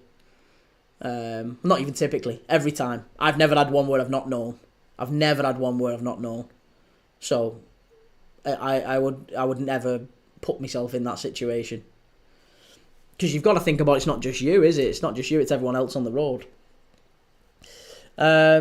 Chimey, shouldn't they stop selling tickets to epileptic people if they're going to do such stuff? Well, this is the thing, chat, and maybe that's what, one day that might happen. Maybe, because they don't say it. They don't say it, but, explicitly, if they were to do a light show, if someone was to fall down and hurt themselves, Christ, there'd be a major legal issue. But you can't also stop selling to epileptics. But yeah, they probably do need to specify it a bit more, because there are games where I've been going for years and years and years. Anfield, thankfully, haven't started doing it. Anfield are one of the few Premier League grounds where there haven't been light shows, but Wolves were one of the first that did. Wolves, if you look now, before kickoff, Molineux has like a major... It's like a strobe light fest. It's unreal, just before kickoff. It's crazy. Dawn, I'm off to bed. Good night, everyone. Have a good evening. Take it easy, Dawn. Have a good one. Sam Eric 69, this final lived up to expectations. It has. It's been good, hasn't it? It has. Daniel, have you been to testimonial matches? I haven't been to testimonial matches. I've been to the Legends matches. I went to Liverpool v AC Milan at Anfield Legends game for my birthday a few years ago. My father-in-law bought us some tickets, and me, my dad, my father-in-law, my big brother, we all went and watched that one. Andrea Pirlo scored a lovely free kick. And Gerrard scored as well. It was a great game. It was actually, because the players who were playing were like only recently retired for the most part. There was like Dirk Kuyt, Luis Garcia, Steven Gerrard, Andrea Pirlo. There was, Serginho, I think, was playing. Kaká was playing. I think Inzaghi played as well. Some great players. It was a really, really good mix, Finners, Liverpool care about people's health. That's why. Yeah, no, they will do, of course. But Liverpool, I don't know if that is why Liverpool haven't done it, though. I'm sure in time that will come. But I'd like to, in an ideal world, I'd love it if I could speak to Liverpool and be sure that if I went to a game again, it wouldn't happen, Right, I'm going to nip the toilet very quickly, while we've got a quick break in play. I will catch up with the comments. Just give me 2 secs.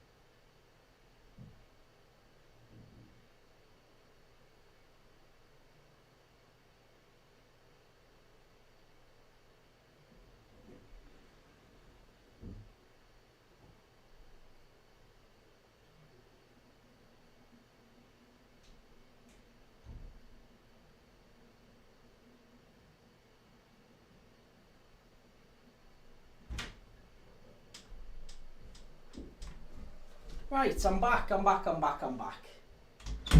Oh Christ, that was quick. I'm off again. We're off again. I've missed part of the game. Oh, that's no good. We're off. I missed a minute. What kind of streamer am I? Missed a minute of the game. Shocking.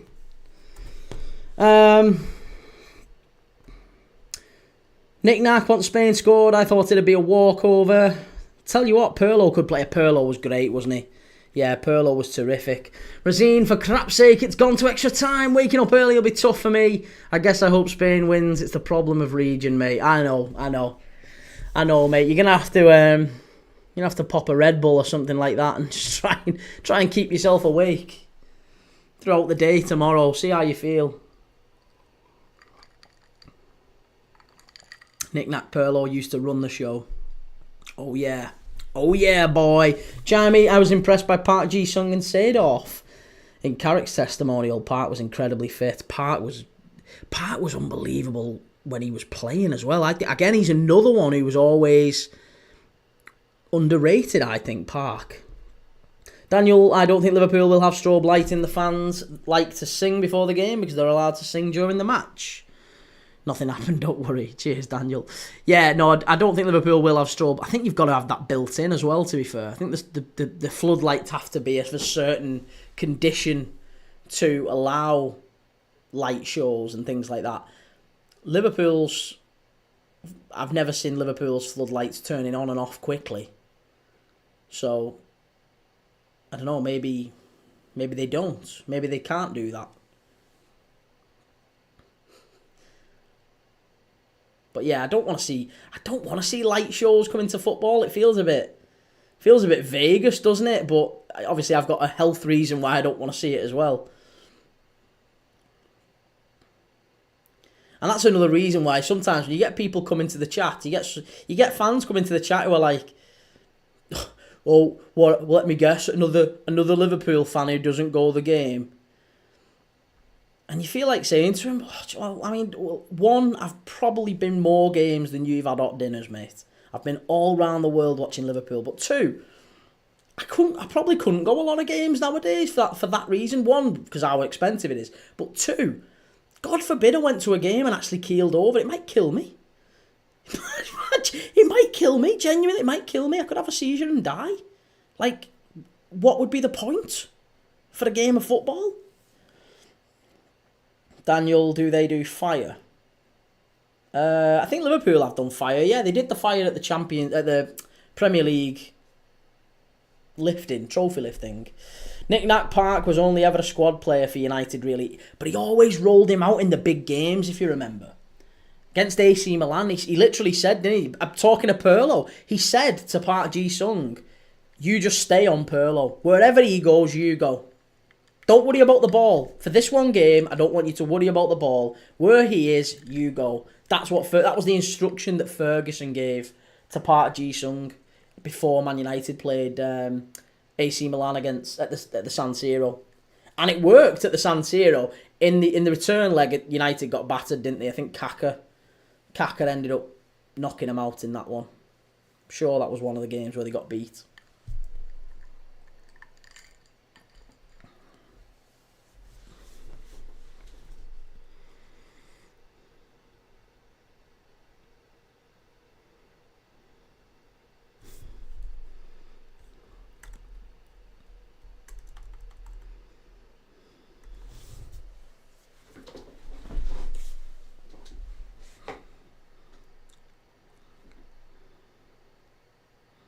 Reece, Fergie said in an interview he brought Park on just to mark Messi in the Champions League final. Didn't he say he made a mistake with that though? I thought he said he made a mistake with that. He should have played a different system against them. Daniel, Neymar better than Kaka. No, you'll never convince me, mate. No, that you're not seeing you trying to, by the way, but Neymar for me is one of the most overrated players going. Kaka, I've never seen a performance like Kaka against Liverpool in the first half in 2005. Mate, look at the pass from Kaka to Crespo to put AC Milan 3-0 up against Liverpool. That is one of the best passes you are ever likely to see. Ever. Ever, ever, ever, ever, ever. It's one of the greatest assists I've ever seen in the game. That pass, you just can't beat it. You can't beat that pass. Nick Nack, if you've ever seen Kaka play, you'd never compare him to Neymar. Look at that. 3-4 instant reactions there, Daniel. Very, very strong, very, very strong reactions there to Daniel's claim that Neymar is better than Kaka. But hey, listen, Daniel, to each their own, mate. You stick with your guns. If you think he's better to you at least. But yeah, it was good. I said no, and then immediately Reece, Nick Nack, and Charmy all be like, no chance. Oh, here we go. Of course it was fishing. Behave yourself. We don't believe that. Although saying that, there's been quite a few people drop the old Neymar comment today. Chimey, Modric pass to Rodrigo. Listen, there's been some good ones. Gerrard's pass to Kaut, I think it was against Portsmouth. There's a couple of Gerrard passes as well over the years. But Spain with the ball in. Must be shoot. Oh, why have you not shot there? Hit it, Cucurella. Oh, over the bar. Shocking. But yeah, that Kaka pass to Crespo, I haven't seen too many better than that over the years. I haven't seen a single. In fact, I'm not even sure I've seen one better than that.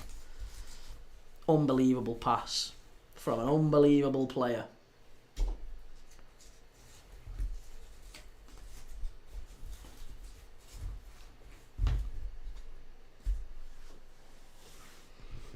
Ethan, Neymar is better than Ronaldinho. Never mind Kaka, don't need a Ballon d'Or to be better. No, that's even worse, Ethan. Ronaldinho was better than Kaka. There's even an... Honestly, I know you're going to say I'm stupid. I think peak Ronaldinho is better than Messi. And I know what you're going to say. I don't care. Peak Ronaldinho was unbelievable. Like, unbelievable. And I don't care what anyone says. I'm not sure I've seen a better player than peak Ronaldinho. That is absolute. It was just a really short peak. that was part of the problem with him. It was just a really short peak. But when he was at his best, you couldn't defend against him. You could defend against Messi. It was tough. You could have to put 2 or 3 players on him. Ronaldinho, there was nothing. He was stronger than Messi. He was quicker. He was more skillful. He could score all sorts of goals. Everything. Ethan, give it 100 years. Whoa! It's all kicking off here. They hate each other, these two, don't they? It's all gone off. Ethan, give it 100 years. You'll never beat 2012 Messi. Finish, who do you think will win Ballon d'Or? I think it has to be Salah. Callum, fight! Send Bruno Fernandes off. That's the only fair thing, isn't it? Yellow card for Nuno Mendes and a yellow card for... Who's that? Number 16, who's that? Daniel, who do you think was a better playmaker? Bergkamp or Ozil? Bergkamp.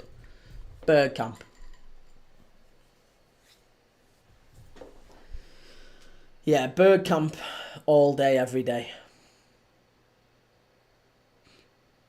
You're not getting a penalty for that. Behave yourself. It's not a pen. Nick Nack, that's a tough one, Daniel. Gotta go, bro. Litigation. Good luck to your missus tomorrow. All will be well. Catch you and chat in a few days. Take it easy, litigation. Have a good one. Finners. Off. Potential red card. For who? Who's the red card for? Check over. No red. No red. It's done. No red. Who is it for? Nuno Mendes got up. What happened to him? Oh, he got shoved. He fell over. Storming a teacup, really? No, you're not getting a red card for that. Behave yourself. Handbags. Should be booked for diving. I agree. I agree. Reece, that goal from Ozil in the Champions League was one of the best goals I've seen. Yeah, but it was against friggin' Ferencvaros or Ludogorets or someone like that, wasn't it? It was against nobody's Farmers FC. Bergkamp was the biggest legend for me, but Ozil as an assist maker is up there with the very best. No. Again, numbers. Ozil never passed the eye test. Never passed the eye test for me, Mesut Ozil. Same with Fabregas. Never quite passed the eye test. And I don't mean that as a dig at Ozil in any way, shape or form, if that's what you're inferring.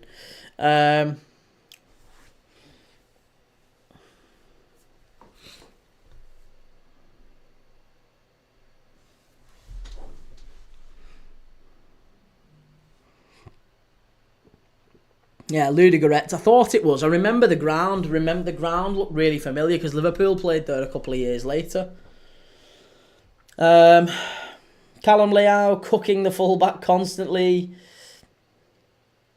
Ethan, you're rage baiting now. Why am I not rage baiting? I'm not rage baiting.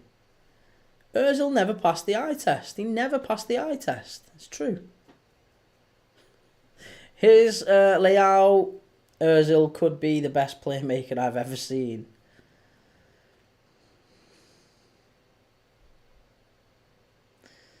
If you watch the video of all of Ozil's assists, you'd probably change your mind. Yeah, no, but that's not how it...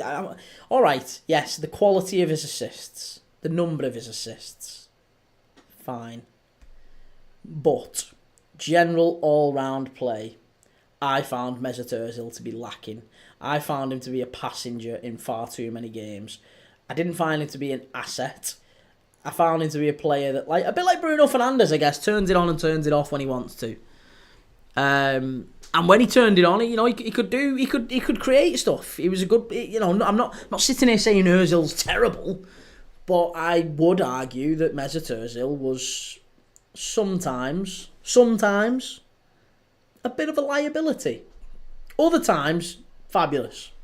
I think he was better at Madrid than he was at Arsenal, of course. And part of that was because he had prime Cristiano Ronaldo running ahead of him. And like I said, if you've got prime Messi, prime Ronaldo running ahead of you, chances, and they're getting insane numbers, chances are you're getting insane numbers of assists. So that's why you've got to kind of wait what Ozil did at Real Madrid, what Iniesta and Xavi got assist-wise for Messi. Yes, very, very good players, undoubtedly, but look at the players they got behind him, or in front of him, sorry. Daniel, did you watch Ozil in Spain? Yes, yeah, I was going to say, I think Ozil at Real Madrid was far better than the Ozil we saw at Arsenal, for sure. Reece Priest, Prem Dad, can't believe you just disrespected Ozil, Walcott and Wilshere. Poor form from you. No, I'm really not. I'm really not rage baiting, I promise you. Finner, Jamal got Sparks homework to do. Reece Premdad, you have to pull up the goal Wilshere scored against Norwich, one of the best team goals you'll see. Yeah, no, listen, I know that. I remember that goal. It was a great goal. And I remember Jack Wilshere's unbelievable performance against Barcelona. He was a very, very talented player, but he was never the best. The question was he better than Henderson? And the answer is definitively no. At one point, did he have a better or a higher ceiling than Henderson? Yeah, but he never reached that ceiling. So would you rather have a Henderson or what a shot from Yamal? Too easy. Giroud cost Ozil the assist record.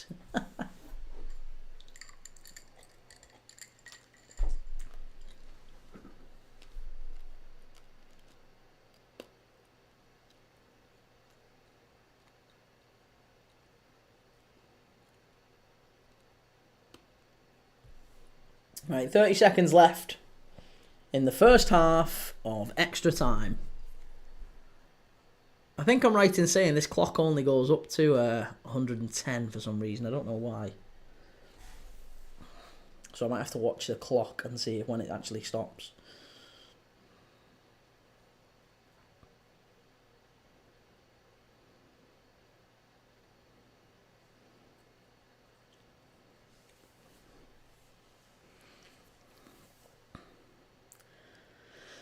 Right, there you go. He's blew up for the first half of extra time. Right, I'm going to reset it. I'm going to reset it to... oh, Christ, why has it done that?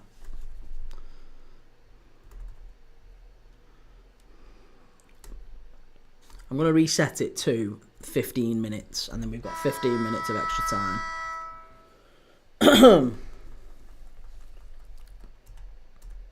Right, there you go. 15 minutes. This is going to pens, isn't it? Yeah, I think it is, mate. I think it is. I think it is going to pens. Reece, he never reached that ceiling, but he had ankles about as strong as a wet paper towel. Yeah.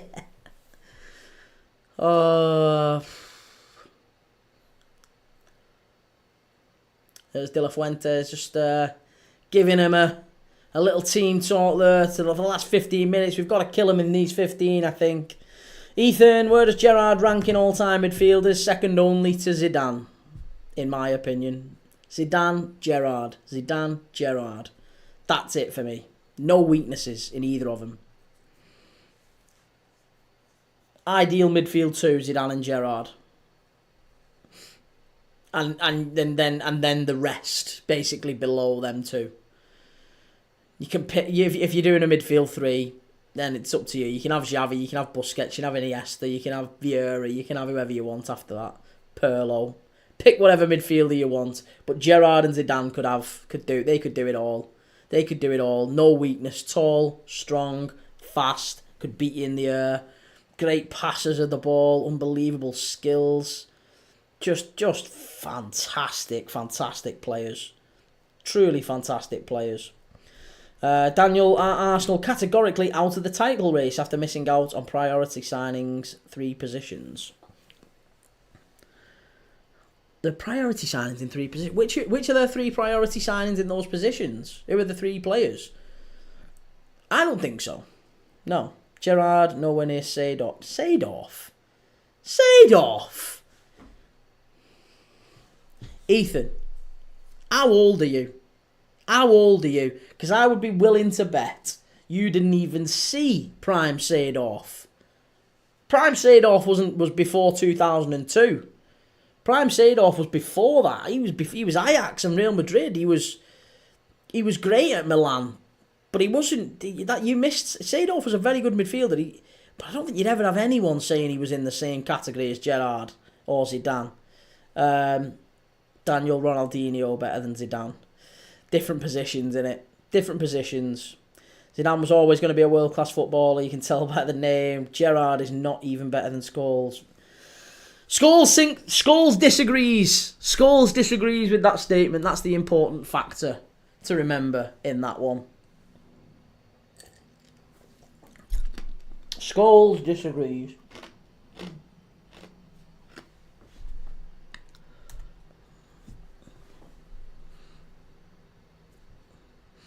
Nick Nack can't compare Zidane with Ronaldinho. You can't, can you? No, you can't.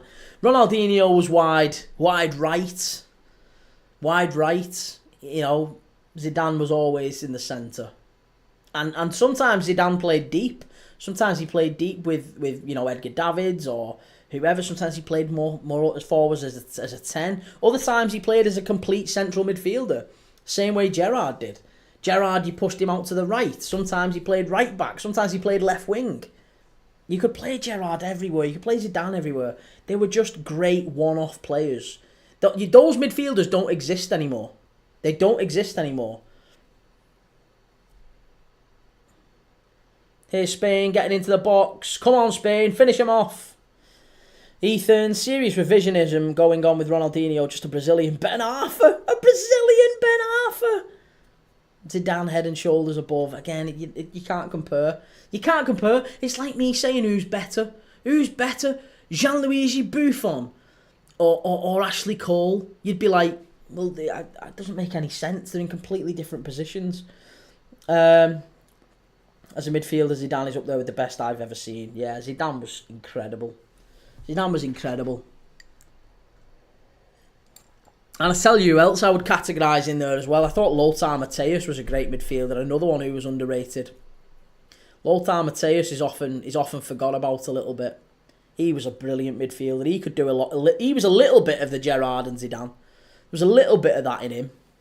Maybe not quite as good, but a little bit. And Seedorf was probably another one of them as well. Seedorf could do a bit of what Gerrard and Zidane did. Not as well, but he was a good player.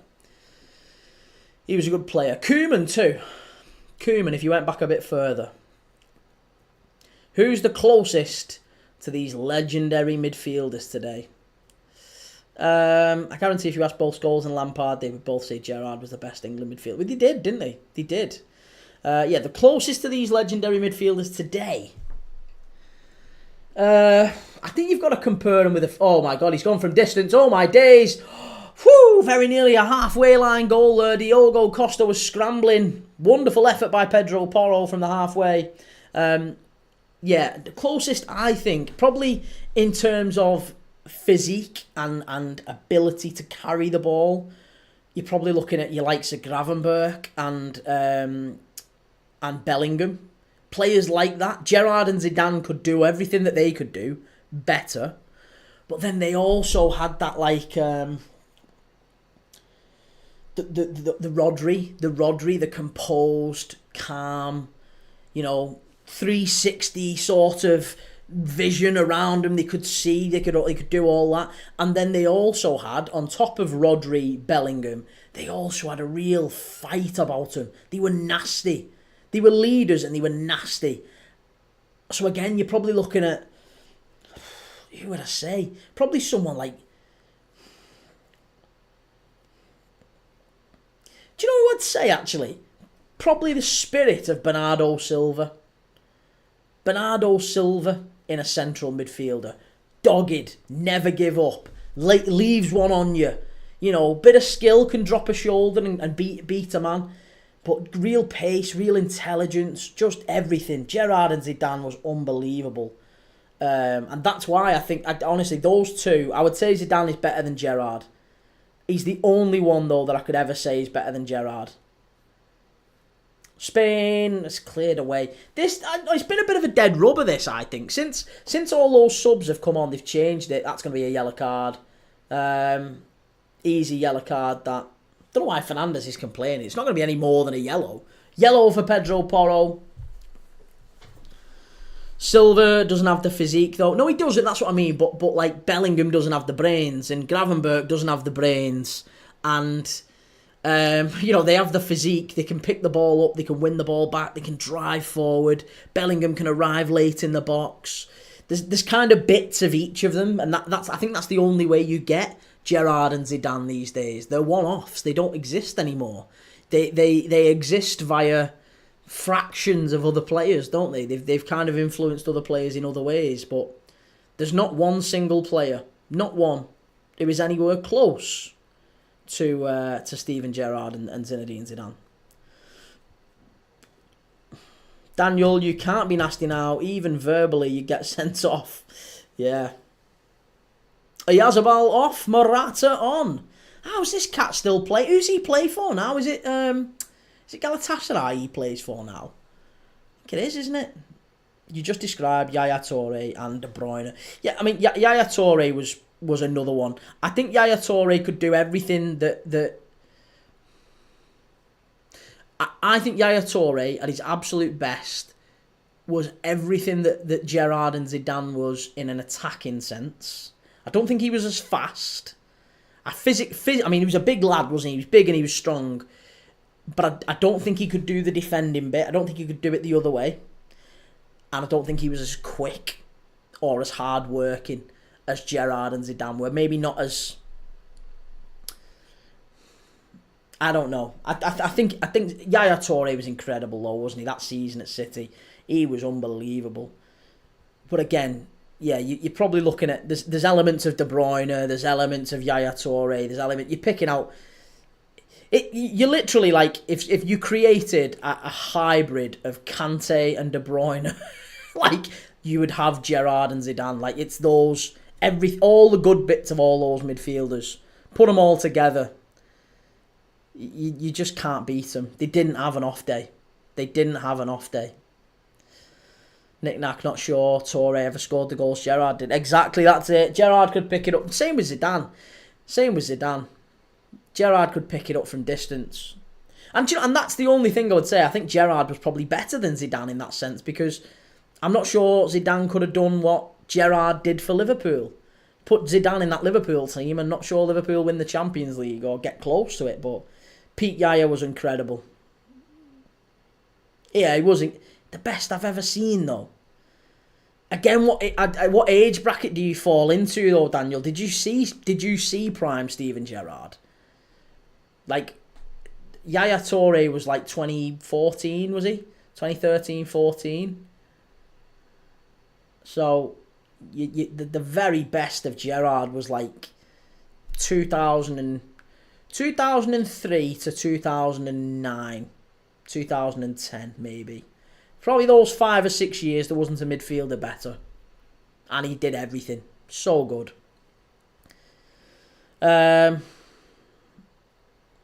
Leao's on fire. Him or Williams for our left wing. Yeah, Leao. I think Leao's playing for a move, isn't he? You can see Rafa Leao. He doesn't want to be at Milan anymore. And you can see he's come here tonight with almost like his agent's probably been in his ear and said, listen, they'll all be watching you tonight. Ethan Yaya would pick it up in his own box, take on 6 players, and cut it top bins from 30 yards out. Gerrard nowhere near as much tech as these. Wow. See, if you saw Gerrard, I would imagine you saw Gerrard, again, the tail end of Gerrard. The tail end of Gerrard, maybe 2011, 2012, 2013. That's when he slowed down and he adapted his game. He tended to be more of a sitting midfielder. He didn't really do the number 10 position anymore. He couldn't do that. He didn't have the legs to do that. Vieira was brilliant, but again, he didn't do it in an attacking sense maybe as much as Gerrard did.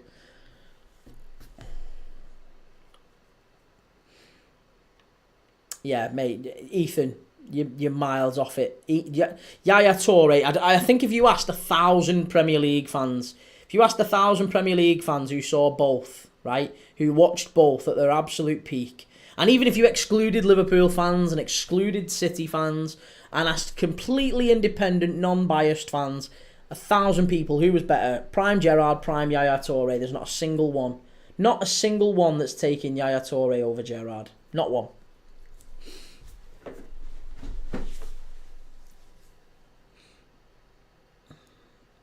Or very few, maybe. Let's say that. Let's say very few. Not certainly in the minority. He was a wonderful player. As was Scholes, as was Lampard, as was a number of other players. But I would never ever be able to say that they were close to him. Daniel, I remember watching Prem from 2006, 2007. Okay. Fair enough. Oh, goodness me. Rice has got Gerrard qualities about him. That's why I was talking about this the other day, didn't I? And we were saying, I think Rice is Arsenal's best player for me. He's their best player. He's the player I most like at Arsenal. He's the player I most fear at Arsenal. And he's the player that I think Arsenal should be built around, to be honest. Very, very talented player. Wonderful player. And he can do all the stuff that Gerrard did, just maybe not as often, maybe not as well. But he has got bags of pace, he's strong. You know, those goals that he scored against Real Madrid, the assists that he sometimes pulls off. A very, very good player. Yeah. Anything good that England do or Arsenal do over the next few years will be with Declan Rice at the heart of it. And if they don't, then I mean, there's every chance Declan Rice moves on. It wouldn't surprise me at all if a Real Madrid did come looking for Declan Rice eventually. I hope not, though. I don't want to see, as much as I don't like Arsenal, or I want to see them weakened. I also don't want to see players consistently go into the friggin' La Liga and leaving the Premier League.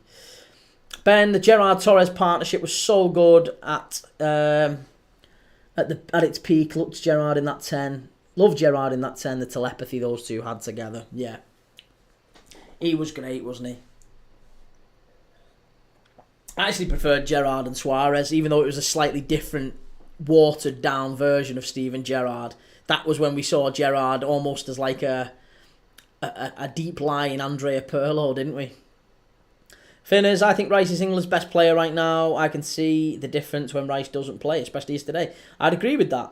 Yeah, absolutely. I would agree with that. I think he is. I think Rice and Trent and Cole Palmer and Kane, I think they are England's difference makers. Those four. The problem is, we've never had an England manager who can get the best out of Trent Alexander-Arnold.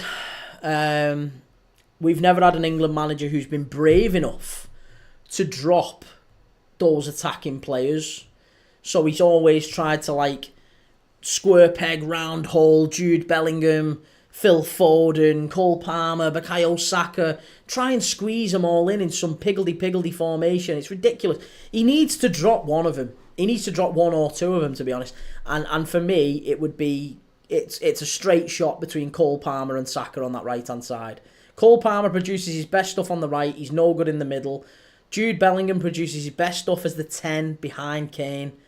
It's no good having... It's him or Foden there. It's Saka or Palmer there.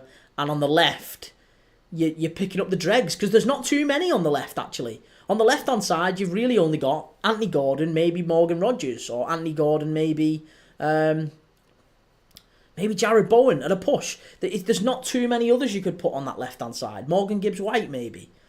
So, yeah, for me, he's got to be brave, and I think he's got to drop one of them. And for me, I think it's Jude and Palmer that wins. Spain, oh, lucky keeper came out and claimed it. I think it's going to go to pens, this one. Madwecki. Madwecki. Jesus Christ.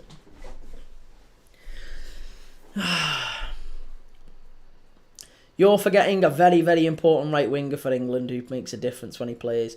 He does, yes, he does. He does make a big, big difference. And he's a good player, Saka. And I like Saka. But I don't think he's as good as Cole Palmer. When it really, really boils down to it, I think Cole Palmer offers more as a player. I think Saka's been better for England, hasn't he? Saka has been better for England, but I think Cole Palmer is the better player. Cole Palmer is the better player, and you can get both. You can get the best out of both. You can get the best out of both. But I think Cole Palmer starts. If I was England manager and I had to make a bold decision, it would be Cole Palmer over Saka. Yeah. I wouldn't be trying to shoehorn them both in. I wouldn't be trying to squeeze them in. It would be one over the other. And I actually don't... I mean, look, if he picks... It's fine. Pick Saka. Just don't try and squeeze Cole Palmer in at 10. And put Jude Bellingham deeper in a midfield 3. It doesn't work. He's trying to squeeze players in. He's trying to do the whole FIFA thing, isn't he? These are my best players, and I'm just going to try and get them on the pitch in some way, shape, or... No. This is a formation. These are the players that are best in those positions. Pick them. If that means you have to leave out some good players, then I'm sorry. That's the decision you have to make. That's the decision you make as an England manager. Gordon over Foden. Yeah, it has to be, doesn't it? It has to be. You don't have Foden coming in off that left wing. I think Foden is a number 10. Foden, or if you do have Foden and you have Cole Palmer cutting in, then you then have to have really high wing backs. You have to have whoever it is on the left, whether it's Nico O'Reilly or Lewis Skelly. Lewis Skelly, I think, would be great, or Livramento or Lewis Hall or whoever it is on the left-hand side, and then on the right, probably Trent or Reece James. Right, we're going to pens. Can we be bothered, really, with penalties?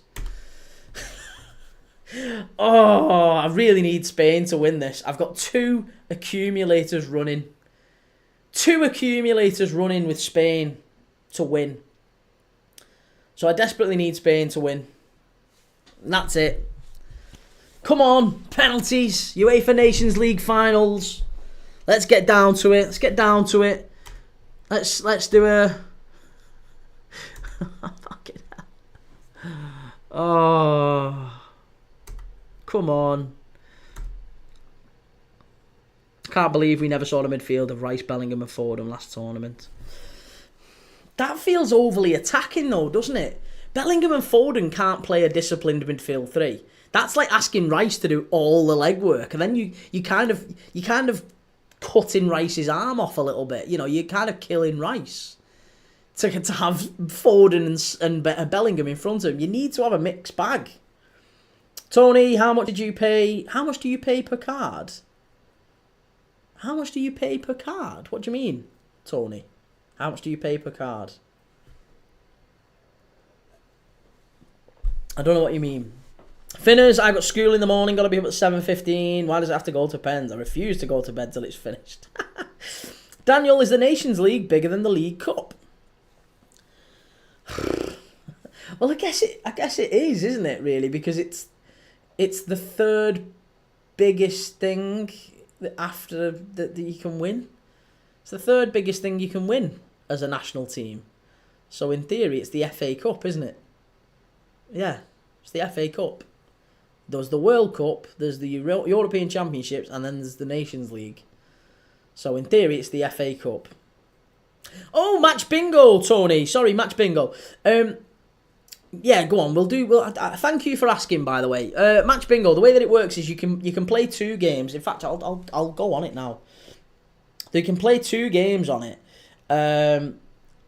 You can play bingos, which is basically where it goes to like a random Premier League day in the last few years. So what it'll do is it'll like auto-generate and it'll go 22nd of February 2022, Saturday 3 p.m, and it gives you 15 teams, right? And it'll say like Port Vale, Northampton, Liverpool, Chelsea, Gillingham, and they'll reel off all these 15 teams, right?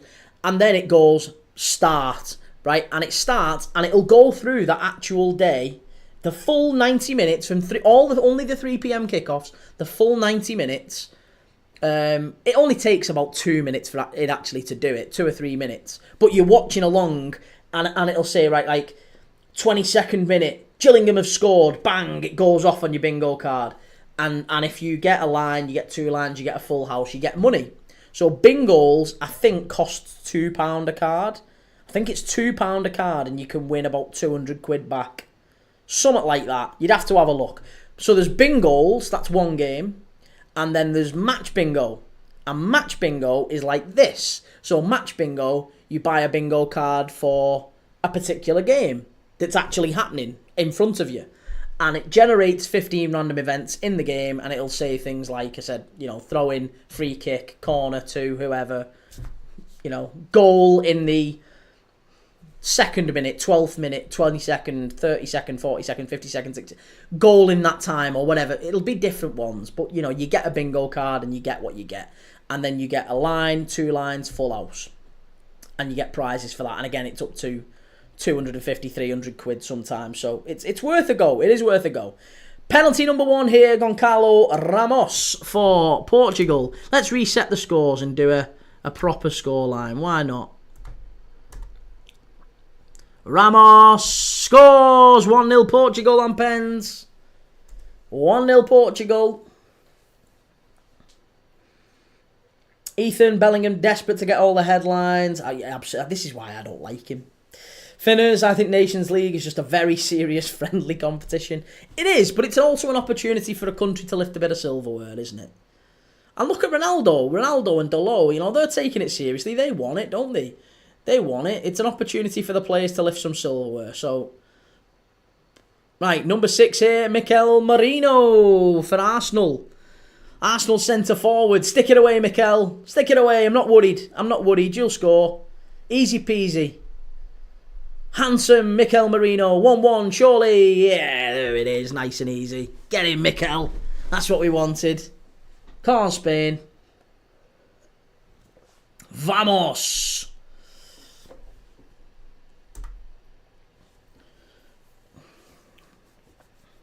Daniel, who do you think gets more goals out of assist out of Saka and Palmer next season? Palmer. Yeah, Palmer. I think so. Very comparable, but Simon saves about 1 in 6. Still good, but Costa should have the edge here. Yeah, well, here's Vitinha. Vitinha v Unai Simon.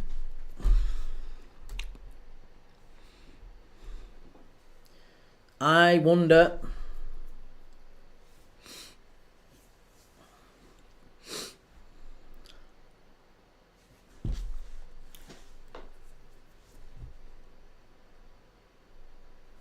Vitinha, it's a slow run up.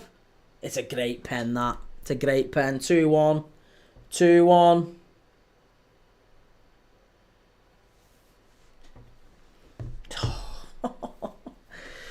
Come on, Spain.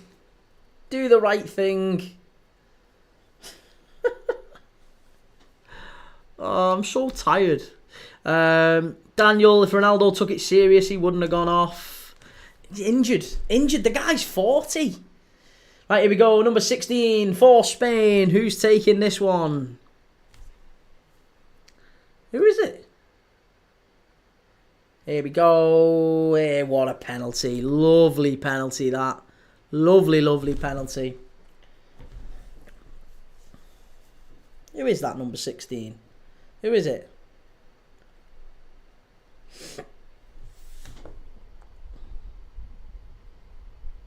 Oh, it's Baena. Alex Baena. I didn't see him come on. Bruno Fernandes. Here we go. Bruno Fernandes. I can't see him not doing it. I can't see him not scoring. Nick Nark, I still find it weird seeing Martinez on the touchline. I know, against his own nation as well, of all countries. Daniel won a bet. What about Saka and Palmer? Not really. No, because I think there's not going to be much in it. There's not going to be much in it. I've had a bet on a lot of things already on the Premier League. Like, for example, here's Bruno. Yeah, that's too easy. Bruno scores, and there you go. It's 3-2 Spain. Yeah, I think it's going to be too tight, that one. It could be Palmer, it could be Saka. One of them could get a big injury. But even if they're both fit all season, you know, there's not going to be much in it. Both are very good players. Both playing for good teams. But I think Palmer would edge. I think they would. I think Palmer would edge Saka. I think he's the better player.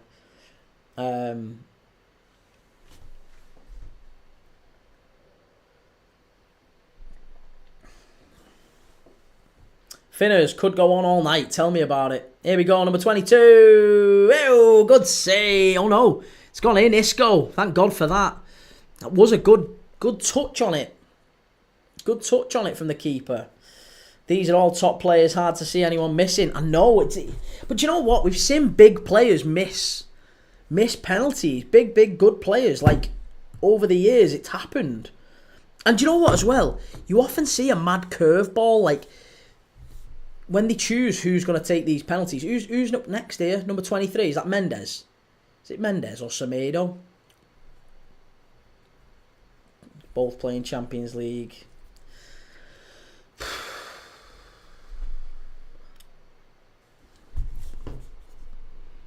This is Nelson Semedo, isn't it? What a pen that was. Oh, sweet lord. Great pen. 4-3. 4-3 Portugal. Great goal. No messing about. Vamos. It's hardly a World Cup final, is it? That was a great pen, though. That was a very, very good pen.